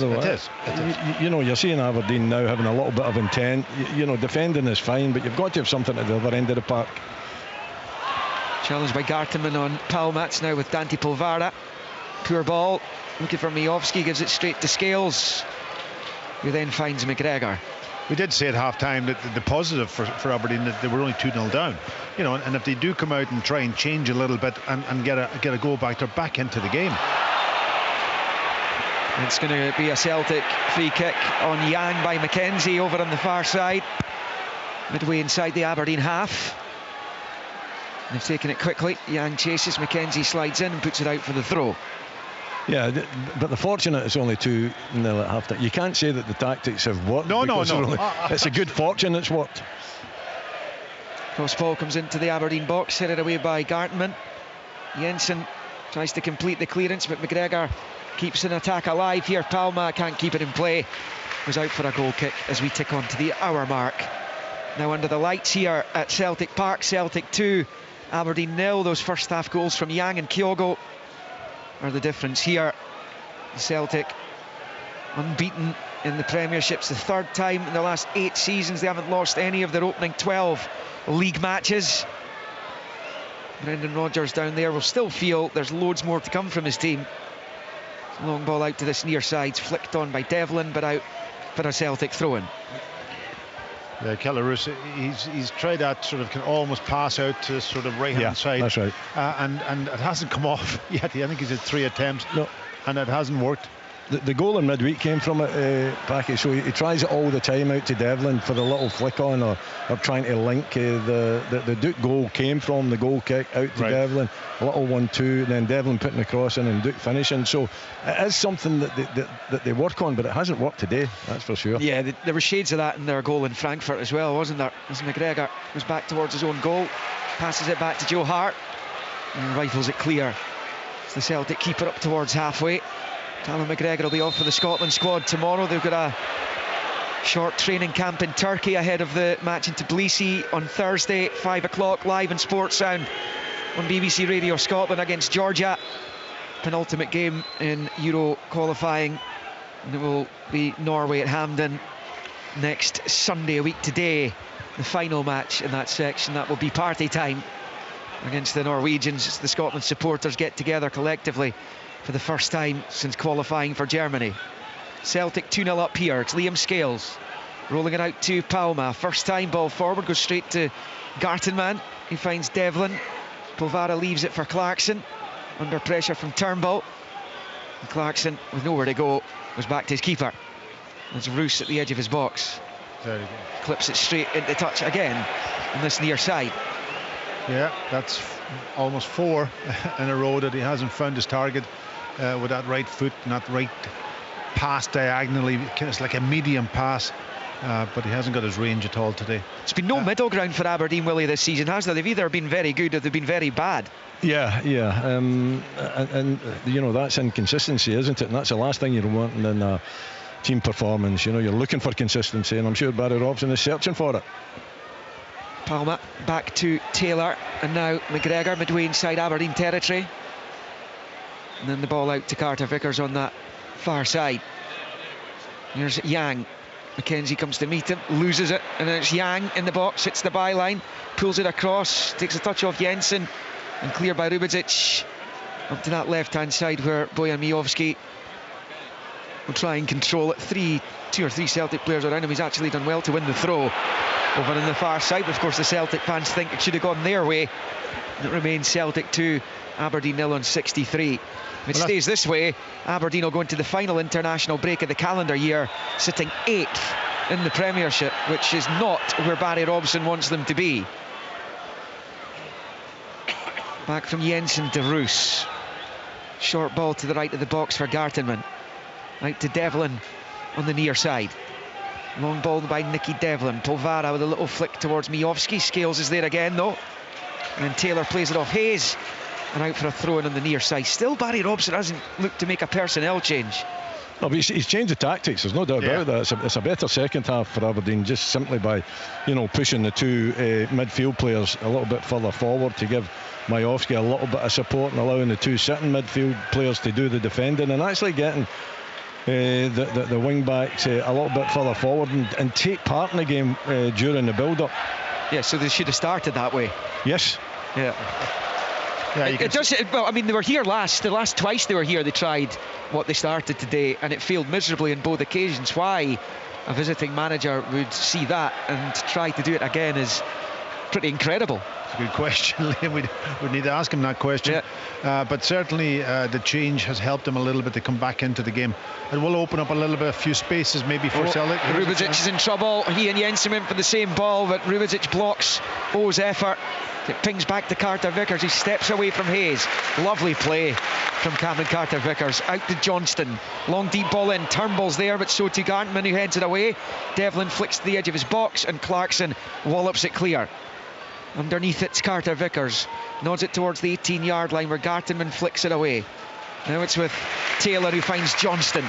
Johnston through ball for O'Reilly. Then to Yang. Yang to Turnbull. Little back heel goes straight to Jensen. His clearance goes straight to McGregor though. Now it's out to that right hand side. Johnston, low ball for Turnbull. Breaks off an Aberdeen defender. Back to Alistair Johnston, and now with Turnbull again. 65 on the clock. 2-0 Celtic. Celtic looking for a third. Rubezic clears. Only as far as Johnston. And then McGregor. And then short to Turnbull and back to Scales. Here's Carter Vickers. Celtic looking to go 23 unbeaten against Aberdeen, extending this longest unbeaten run in this fixture's history. As McGregor finds Scales, out to Taylor on the near side. Ball for Turnbull. Now McGregor. It's opened up for Celtic a little bit here. They've carved Aberdeen open. Right hand side, Johnston fires it across. Breaks to Turnbull, the penalty spot on the turn. He shoots. Deflected. Comes over to Palma, left hand side of the area. His attempted cross cut out by Polvara, and Celtic have a corner as the champions flicker into life again. Yeah, that patient play from Celtic, passing it, keeping the ball moving, waiting for the opportunity, and they had a couple of chances there to hit the target. I think it was Turnbull initially. As Johnston at the edge of the box from the short corner, came over to the right of the D. Now he's found O'Reilly at the right of the box. O'Reilly's chip ball comes in, headed away by McKenzie. Scales with the header, finds Turnbull out towards Palma, sliding in nose Clarkson, and he puts it out for a Celtic throw in on this near side. I thought that last chance Turnbull might have been a little bit sharper onto the ball and got his strike off. It was good play, wasn't it? Really nice build-up play from Celtic, and it was presented as an opportunity, but maybe just on the park and maybe not warmed up properly. Turnbull, I think maybe being warmed up would have had a go at that first time. It's out of play on the far side for an Aberdeen throw. I think there is going to be activity on the Dons bench. Going to be making a change shortly. Ryan Duncan, I think, has been given the call. He goes out for a Dons throw-in. Jensen takes short to Shinnie. Back to Jensen with his long ball. Goes straight to Carter Vickers, who nods it in field for McGregor, who goes back to Hart. Callum McGregor's had the cigars out today, Packy. Yeah, really good performance. Yeah, he's had a little bit more pressure on him in the second half, but in the main, I think he's played well. But it's easy when you've. That's a great ball. Yang for Palma. Oh, Devlin with the challenge. I think it's come off his hand there. Now it might well have come off his boot first. I think it came off his boot a couple of times in the midst of all that, and eventually did come off his hand. But if it struck another body part first, no penalty. It's back to Gillarus, the edge of the 6-yard box, clips it out to this near side for Polvara, chests it away from Taylor, finds Hayes, but his ball forward goes straight to Scales. And a big struggle for Johnny Hayes today. Yeah, it has. You wouldn't be surprised if if the change was taking Johnny off. Here comes Taylor, low ball at the edge of the area for Turnbull, headed away by Rubezic, and the poor touch from David Turnbull. There's O'Reilly for Taylor. 68 played to the final quarter. Turnbull finds O'Reilly, delicate ball towards the back post, and McKenzie heads it behind for the corner. And let's go to Carradine for confirmation of that Aberdeen change. Dante Polvara is coming off with Ryan Duncan coming on, so not the sub, but maybe the guys were thinking. No, I thought that, I just didn't see it. I think you could have picked any of the two of them, really, but Johnny looks as though he's had a struggle this afternoon. He's not getting any younger as well. No, that's a huge issue, isn't it? No, listen, what age is he? 36 years old now. Yeah. And in that situation, but what he has is still got a wee turn of pace, hasn't he? And he can cover the ground quickly when he plays a little bit higher up the pitch, and he's taking care of Johnson, and he's also then putting a bit of pressure in the second half on Carter Vickers, which wasn't there in the first half. And whoever comes on, who's coming on? Did you say? Ryan Duncan. Yeah. He'll have a job to do if he's put into that sort of position. Are they checking that handball? Or no, there's an injury. There's a Yang's down injured. He kind of slipped, I think. He kind of ran into Jack McKenzie, who was putting it behind for the corner. That's the issue. He's right on the byline. But I mean, clearly hit Nicky Devlin's hand, but I can only assume it came off the boot first. It happened very quickly, so I can't recall if it came off the boot before the hand. It must have done, because by this point it would become apparent it was a penalty, and this is a head knock for Yang, and he's down receiving treatment just to the right of the 6-yard box. We approach 70 minutes at Celtic Park, with Celtic leading thanks to the 2 early goals from Yang and Kyogo. That was one thing, Willie, I noticed in the starting 11 for Aberdeen and Greece the other night. There were 3 academy graduates in the starting 11 against PAOK.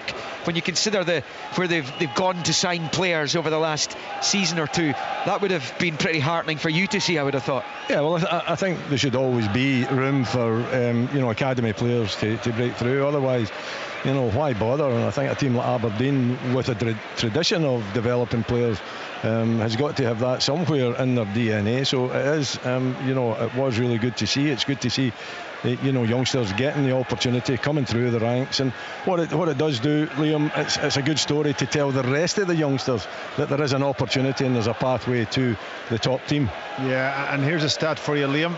15 of the Real Sociedad squad for the Champions League all came through their academy, and obviously they're brought up that way in the country. Like to but do that, what they are doing is they're competing in the Champions League. So there's 2 ways to do it.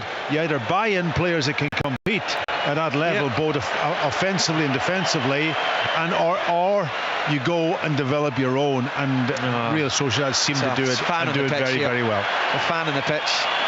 A young man's run onto the pitch trying to get photographs with Celtic players, and he's evaded 3 stewards so far as he tries to sell another couple to dummy. Now he's running in front of the 2 dugouts, being applauded by the Celtic fans as well, and he's managed to continue unabated down this right hand side. He slips though, and now he'll be caught. And now his fun is over, and he'll be taken out of the stadium and dealt with. Yeah, I'm not sure if he's a young player, a young fan, or he's a teenager, but he kind of knows what he's doing, and ultimately he got a good round of applause. He traded a kind of shimmy there, Willie, and just landed. I'm not sure Celtic are going to sign him, that's for sure. Well, I mean, he'd be lucky to get back in now. Why put that at risk? Anyway, Yang, let's go and let's find out a bit more about Yang, who's still down stricken inside the Aberdeen box. Cerdine.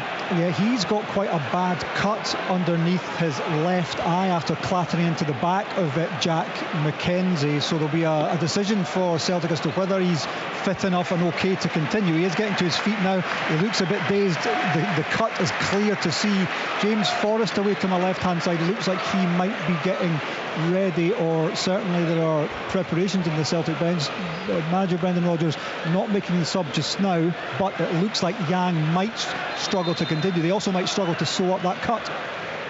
Yeah, it'd be a disappointment for him because he's done well. Here comes the corner into the Aberdeen box, prodded away by Hayes. Shinnie loses it. O'Reilly, low ball across, and it's wide. They're claiming penalty. Hit it well wide. And the Celtic fans and their manager, I think, appealing for a penalty there, as went down after the ball had gone. Well, the question here for me would be, did the defender make any contact with the ball? It was almost a missed kick. I don't think the defenders touched it. And obviously took him out. I don't think it's going to be a penalty. I think Wally Collum has sort of almost dismissed it, and from that perspective, but it was a great opportunity for He should have made better contact. Yeah, all you can think of, though, or imagine, is that McKenzie maybe got a touch on it, Pat, as well. The referee's right up there with play. He's got a perfect view on it. The thing about making a challenge in the box like that is that you've got to make sure that you do get the ball. You've got to be 100% certain. I don't know if Jack McKenzie was 100% certain. It's too far away for us to see, but they'll have had a look at it, and it looks as though, I don't know what we're waiting on now, right enough. They're checking it, yep. The official check, the official review is underway. John Beaton is the VAR. It's listed as Kevin Clancy on the team sheet today. He was the VAR at Fir Park yesterday, the Motherwell game. So John Beaton is obviously poring over the replays just now to see if Celtic will get the chance to clinch the match from the penalty spot. He's going to come and have a look at it. I thought, to be honest, when he's gone into the tackle, he's got to make contact with the ball at that point, Willie. Otherwise, he takes the player out, which it looks like he may have done, and in that case, it'll end up as a penalty to Celtic, which came from Graham Shinnie, sorry, giving the ball away at the edge of his box when he should have really been clearing it. Well, the only positive for Aberdeen the second half is that they managed to shave off 3% of the possession from Celtic as Willie Collum comes back out onto the pitch. It's a sign of the TV and awards the penalty to Celtic, and a chance for them to seal the 3 points. They're 2-0 up already. They'll feel they should have a more handsome lead, and now they're going to have the opportunity to get just that. Yeah, but it's when you make that decision to go into the challenge, and that's what Jack McKenzie had to do. He's went into the challenge. Obviously he's not getting any of the ball and he's taken down now. Made a bit of a mess of his effort, but that doesn't take away from the fact if McKenzie's went into him and put him off. Maybe McKenzie has, but obviously he has touched him, put him off. It's a rash challenge and the referee's decided it's a penalty. Well, there are 3 Celtic players want to take it. To be fair to McKenzie, Graham Shinnie give the ball away in a really bad place. O'Reilly put a first-time ball Yellow in. for Roos. They're complaining. I think he stamped on the penalty. Can't see who's want to take the penalties. At Palma's over this one. No, is it? Or maybe it is, yeah. It's Lewis Palma's going to take it. Celtic have had 5 penalties this season, scored 3, missed 2. A chance to seal the deal. Right-footed penalty from Lewis Palma. Here he comes, stuttering, run up, right-footed, scores! Roos doesn't get there. It's so easy for the champions here at Celtic Park. Palma strikes the penalty perfectly into the left corner of the net, and after the VAR check, it is Celtic 3, Aberdeen 0. Yeah, it was one of those penalties where, as a goalkeeper, you're facing, waiting for the player to make contact with the ball, because he came up, he stopped, he went again, came up, and suddenly, but he got great power on the ball, hit the side netting, which is where you want to go, but the power, pace he got on the shot, the goalkeeper had no chance. Another fan on the pitch. Yeah, no, I mean, it was a brilliant penalty kick, wasn't it? At first you're thinking he's taken too long to make his mind up there with the little short steps, but the power behind him, the direction that he got as well. Superb penalty, well taken by Palma. Right, Forrest on for Yang. Bernabei is going to come on as well for Taylor. So Celtic able to get some minutes into Alexandre Bernabei as well. He's seen precious little first team action. They must be cruising, and they are. And Aberdeen finally will make that change. Duncan on for Polvara. But Celtic will be more content with the scoreline now, Packy. That's probably a scoreline more befitting of their dominance. 77.5 on the clock. They're now 3-0 up. Yeah, listen, the game's for me now is over. To be honest, I don't see Aberdeen, with the amount of chances they've created so far in the game, creating, scoring 3 goals to get themselves back into this game. From that perspective, the damage for Aberdeen's come from the first half. Let's face it, in the way that they were set up to give Celtic a 2-goal lead, you have no chance, and then you're hanging on, and if the third goal comes, which it has now, then the game is dead. Double change for Aberdeen coming after the game is gone, as Rubidzic under pressure from runs it out of the pitch, and that's going to be a Celtic throw-in down on this near side. Kerrdine can bring us news of Aberdeen changes. Yep, Duke is coming on for Aberdeen, just getting stripped just now, as is Connor Barron. As you say, Liam, note 3-0 down, maybe too late. Rangers up next to Pittodrie as Carter Vickers picks up and plays it short to McGregor. I mean, Willie, the Celtic games for you as Aberdeen captain, you must have relished them, whether they were here or at Pittodrie. You must have relished getting stuck into them. These Aberdeen players clearly don't. Yeah, but the manager sets the tactics as well, and sets a mindset too. And that first half performance was lethargic, but it was set out to be lethargic, wasn't it? In the hope that they could hold Celtic at bay, and they simply couldn't do that. Celtic come again. Johnston to O'Reilly, to Forrest. It's Johnston to Forrest again at the right angle of the box. Here's Turnbull. He knocks it back to Carter Vickers. Moves away from Miovski. And out to Callum McGregor on the right hand side. Comes back to Carter Vickers. You suspect Barry Robson would sign up for a 3-0 defeat right now.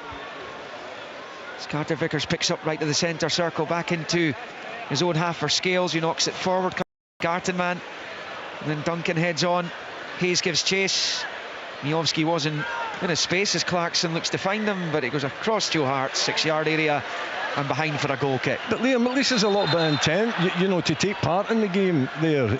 You know, the second half's been better, even though the scoreline is quite conclusive, and it could have been worse in the first half. But there was no pressure in the first half, and I just can't understand that. And there is a responsibility there from an Aberdeen team to make sure that they don't come here and make it as easy as what it was in the first half for Celtic. It's been a little bit more difficult in the second half, only a little bit. So that responsibility lies with the people in charge of the club and the manager. And to come down here, and the fans to come down here and watch that first half, I think was hugely disappointing. Hayes and Shinnie off, and Iwata's going to replace Callum McGregor. And the captain, well, he's getting the last 10 minutes off. He doesn't get too much time off. McGregor, and he's got these 2 Scotland games coming up over the next week. And he's a machine, Packy. Yeah, listen, he's a fabulous player, fabulous captain. He's in the middle of the pitch. I know he was hurting probably during the week when in Europe. He wants to play Champions League football. He wants to be able to compete, and he can compete. He's one of those that you could actually put him into any setting. He needs help though in the middle of the pitch. That would be my reading of it. Aberdeen continuing this stuttering league season of theirs. Obviously underdogs coming into this one today. Everyone is coming here. As it goes out of play for an Aberdeen throw, and they're up the pitch about level with the edge of the D. Nicky Devlin, who's got the armband now with Graham Shinnie going off. He's going to leave the throw to Gartenman. One thing I've noticed, Willie, recently, Aberdeen from centre, when they kick matches off, either after goals or start of a half, they're passing it straight back to their goalkeeper. Yeah, I'm bewildered. I don't know why. I think you'd have to ask Barry the reason for that, but it's obviously a tactic that they're employing. Long throw into the box by Gartenman's, headed away by Bernabei, picked up by Barron, out towards Gartenman. It's won by Turnbull, who flicks it away. Devlin heads forward, Scales heads it clear under pressure from Rubezic, and then forward to Palma, and now Forrest, but Rubezic will pick up the scraps and go back to his goalkeeper. But a bit more pressure from Aberdeen, and you know, they're getting bodies forward now as well, making it a little bit more difficult for Celtic to control the game, maybe making the game a bit more scrappier in the hope that they can pick up the pieces, and they have done. They have picked up a certain amount of the ball. You know, obviously Celtic making the changes as well can disrupt their pattern too, but I think that there's much more intent from Aberdeen. I don't know why you can't show that from the kick-off. I really don't. Gartenman with a long throw down this near side. Duncan with the chest, and to Miovski. Devlin to his right. He can't get it under control, and it goes out for a goal kick down this near side, right in front of the Aberdeen supporters, who won't have been impressed with what they've seen. You have to pay special tribute to the Aberdeen fans who pay the price of the ticket to enter Celtic Park, given their record here. Iwata finds Turnbull, and then Bernabei. And let's come in behind Duncan now. It's Palma. He's going to get there at the byline, across the face of goal. It's a bit too high though for Oh Hyun-gyu, and Aberdeen can come away with it on the far side with Duke sliding against Johnston, and out for a throw-in on the far side for the visitors. Yeah, a different ball, wasn't it, from Bernabei, not to Palma's feet, in behind the first time in behind the defender, and Palma read it very, very well, got to the byline, but just the final cross. He looked up as well, and he sees three Celtic players making a run to the near post. He puts it to the back post. I think just flash it across the face of the goal. It's out for a throw to Celtic. Johnston with it, bowls it back towards the halfway line for Carter Vickers. He squares it to Scales. Highlights of this game, incidentally, and Rangers' victory at Livingston earlier in the day, as the top two extend their lead over the rest of the league. On Sports Scene, 7:15, the BBC Scotland channel. That'll be repeated later on BBC One, and you'll get the Goals Plus and the iPlayer as well. Here comes Celtic. Johnston at the edge of the box, shoots high and wide, Goal kick Aberdeen on 84, Celtic 3, Aberdeen 0. He's got to work on that left foot. He's a right back coming in, cutting in on his left foot. It's been a great signing though, Packy, hasn't he? Yeah, listen, from a point of view of in a 1v1 defensive, very, very good, and a supporting role to the winger, very, very good, gets himself forward.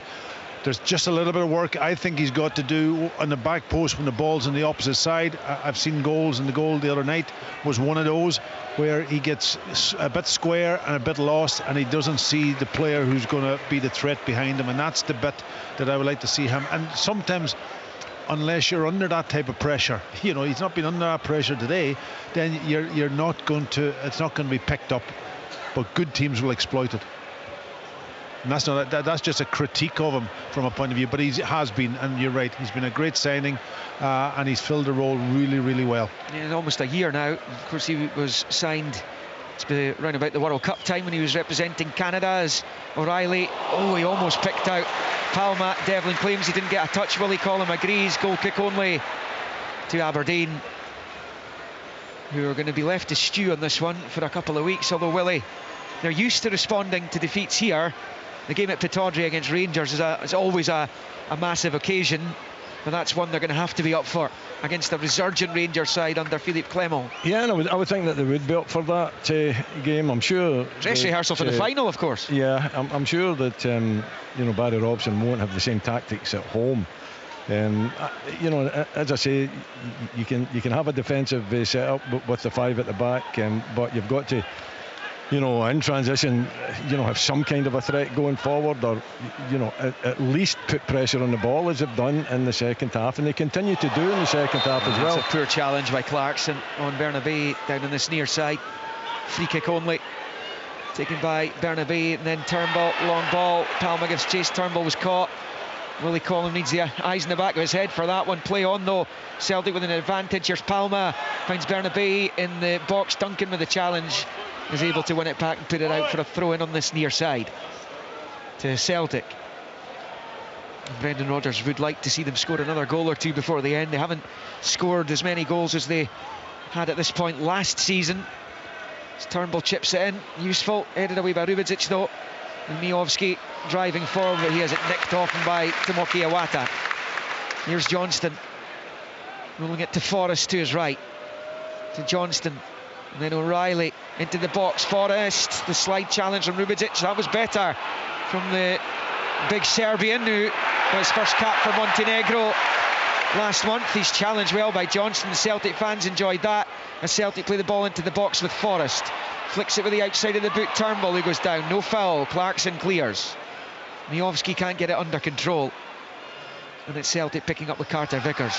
Couldn't quite believe it, Willie. Miovski's league goals, only twice has he managed a league goal away from Pittodrie. Yeah, he seems to enjoy scoring at home, but struggles away from home, doesn't it? Maybe the chances aren't really being created for him. Not at Hampden, right enough. Oh, yeah, well, and such an important goal as well. So, maybe it's important games that are, when he lightens up.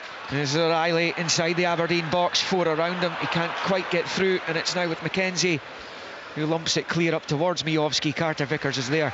Cushion header for Iwata. Just you're talking about Miovski.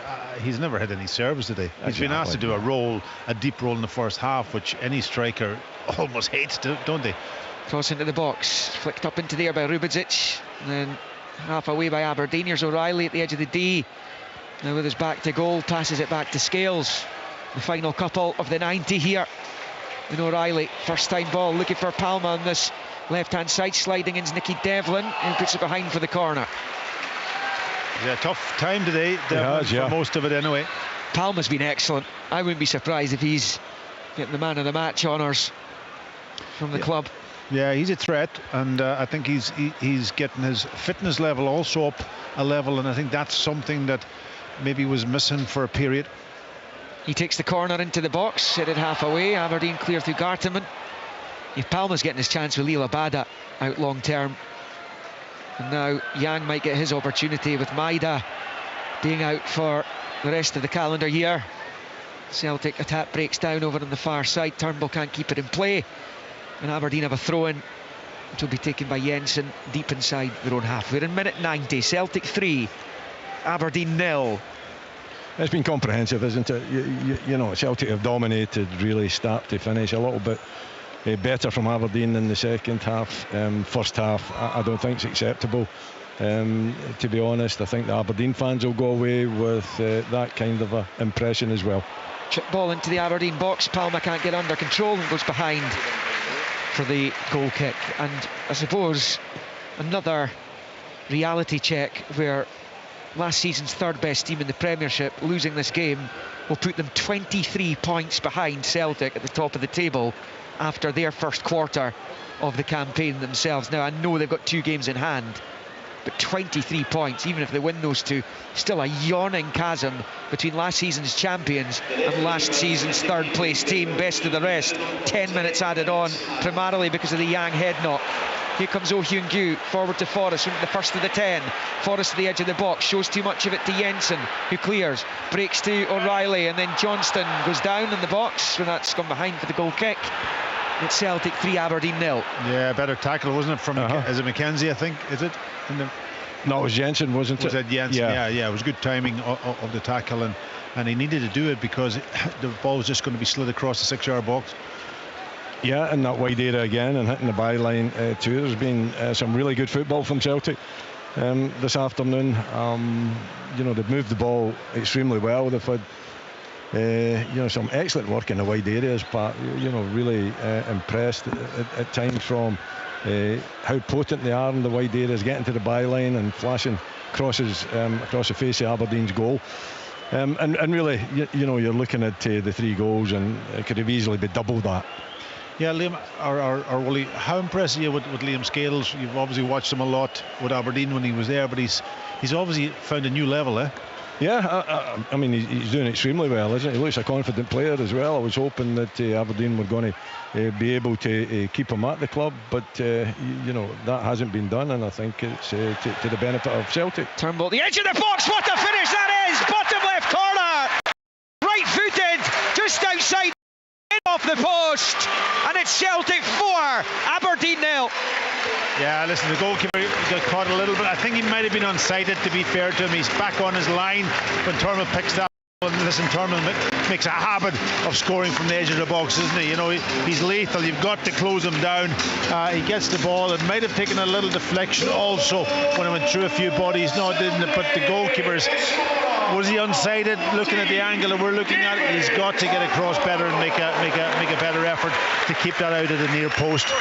Yeah, I think it's Rubizic that's trying to challenge for the ball, and it comes off the inside of the post, doesn't it? It's not a bad strike from Turnbull. I'm not too sure if that's exactly where he meant to put it, but it finishes perfect. It just grazes the post, ends up in the back of the net. Yeah, I would say from the goalkeeper, I think he hesitated because he had to dive almost backwards, didn't he? He didn't dive square to the path of the ball, and in that situation then he gets caught at the near post. But Celtic cruising 4-0 and deservedly so, you've got to say. It's a much more realistic scoreline on the basis of play. I was talking to James McFadden the other day about David Turnbull. He obviously just gets fleeting opportunities. That's his 6th goal of the season, that one right at the end, but James loves him to bits. Really good player, quality. Well, that's his favourite position, just around the edge of the box. And there's another chance. There's another chance. Forreston in the volley, and he lashes it high over the bar. An opportunity to make it 5, and the collective groan from the Celtic supporters as Forrest let fly 3 into the 10 that were added. Celtic 4, Aberdeen 0. And the thing is, Celtic won't stop going until that final whistle, looking for more, because right now 4-0 is their biggest league win of the season, biggest win of the season all told. Yeah, it's been a comprehensive day for them, and from a point of view of reaction from midweek, I've got to say, from that perspective, good energy and moving that ball with a little bit of ability and guile, I've got to say, you know. And you know, my question to Wally about Liam Scales was obviously his passing ability. You know, he hasn't put a foot wrong again today. I think there was one pass he got wrong, but that's a critical part of the way the Celtic play, isn't it? You know, they build the game and they do it with a bit of pace. And if they're doing it, getting that ball to those wingers that you talked about, I think they're really flying today. Yeah, here comes Celtic down the left. Palma with a little back heel for Bernabei. Down the left-hand side of the box at the byline. Devlin slides in, prevents the cross coming into the box, but Palma keeps it in play and rolls it back to Scales. Scales looks up at the Aberdeen box, back out to Bernabei. Bernabei on the left, the cross comes in, it's cut out. It's a Celtic support for the third time a Celtic fan has run onto the pitch. Joe Hart's telling him to get off the pitch and get back into the stand. And Celtic were on the attack looking for another goal, and this fan decides the best thing to do is to try and run onto the pitch. 3 times a Celtic fan has evaded security and made his way onto the playing surface. Yeah, it's not good enough. It's not good enough. But why? Why are they doing it? Why is there 3 done it today? I don't know. It doesn't make sense to me either. It destroys what we're looking at on the pitch. It's been a really good day for Celtic from that perspective. You know, Celtic were on the attack and he ran onto the pitch. And what goes through people's heads? Celtic corner, headed away by Duke, and then Johnston squaring it to Iwata, and now Scales knocking it back to Johnston. Under no pressure midway inside the Aberdeen half. Celtic leave for a 5th. Low ball in, cleared by McKenzie. Up into the air it goes. Scales with a cushion header for Iwata, and then Turnbull, Iwata and Scales. Out to the left-hand side for Palma. Outside of the boot, flicks it with the right. Really good ball. There's number 5. And heads home from point-blank range to underline the champions' domination of this game, of this fixture. It is Celtic 5, Aberdeen 0. Par for the course for the Dons in Glasgow's East End these days. Yeah, it was a lovely ball from Palma again, and you were talking about man of the match. I think that would probably, you know, sum that one up from outside of his right foot, right in across that sort of 6-yard box, and there was delighted to get his chance and put it in the back of the net. He's been first class, hasn't he? There's been a real threat in both wide areas. But the Palma cross to the back post, and the Aberdeen defenders again switching off and allowing the striker to drift off the back and find that pocket of space, and it's an easy knock into the back of the net with his head there for but great vision and execution from Palma. Duke takes centre and passes it all the way back to his keeper again as Roos launches it out to this near side. Scales with the jump and out for a throw-in on this near side. Barry Robson emerging from his seat in the dugout there. Aberdeen have fallen apart in the closing stages here. It looked like they were for a while going to get away with 2 or 3-0. It's now 5,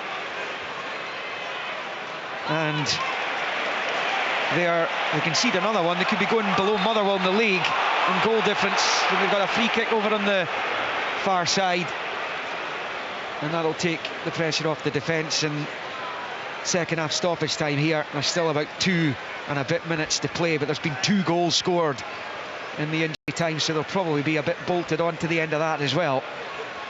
Yeah, it's been a disappointing afternoon for Aberdeen. I just think they want to get themselves back in that ultra luxury bus and get themselves back up north, because I'm sure the fans will not be happy with what they've had to endure this afternoon. The problem is, Willie, when they come here, it looks like they're looking forward to getting back in the luxury bus as soon as the first whistle goes. Maybe they shouldn't have got off it. There's McKenzie winning it back for Aberdeen on the left. Duke is to his left.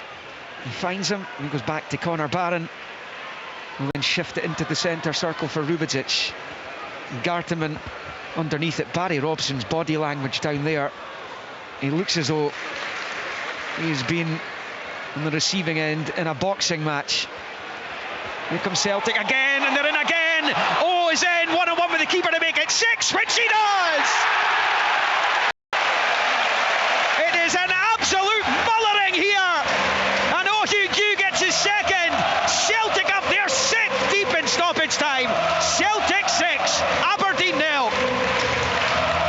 Yeah, listen, a ball just played through the middle for and the last defender, I'm not sure who it was, but he goes to ground, misses it, and then he had Forrest on his right hand side. He could have even passed to him also. But Celtic really rampant today, and he's taken it very, very well round the goalkeeper in a 1v1, not the goalkeeper, but through the goalkeeper in a 1v1 situation. Good composure, wasn't it, Pat? You know, it's Gartenman that has sold himself there as the ball's been played in behind, and when you go to ground there, then there's no way back. You're just hoping that doesn't show the composure. Unfortunately for Aberdeen, unfortunately for Celtic, he did. Aberdeen takes centre, and Rubetic has it from Barron and out to the left for Jensen. There's still time for more goals here. There's Duke. There will be, I would imagine, unless Willie Collum takes pity in Aberdeen. In fact, he has. He's not adding on time for the goals. There were 3 of them scored in injury time as Barry Robson shakes hands with Brendan Rodgers and goes straight up the tunnel.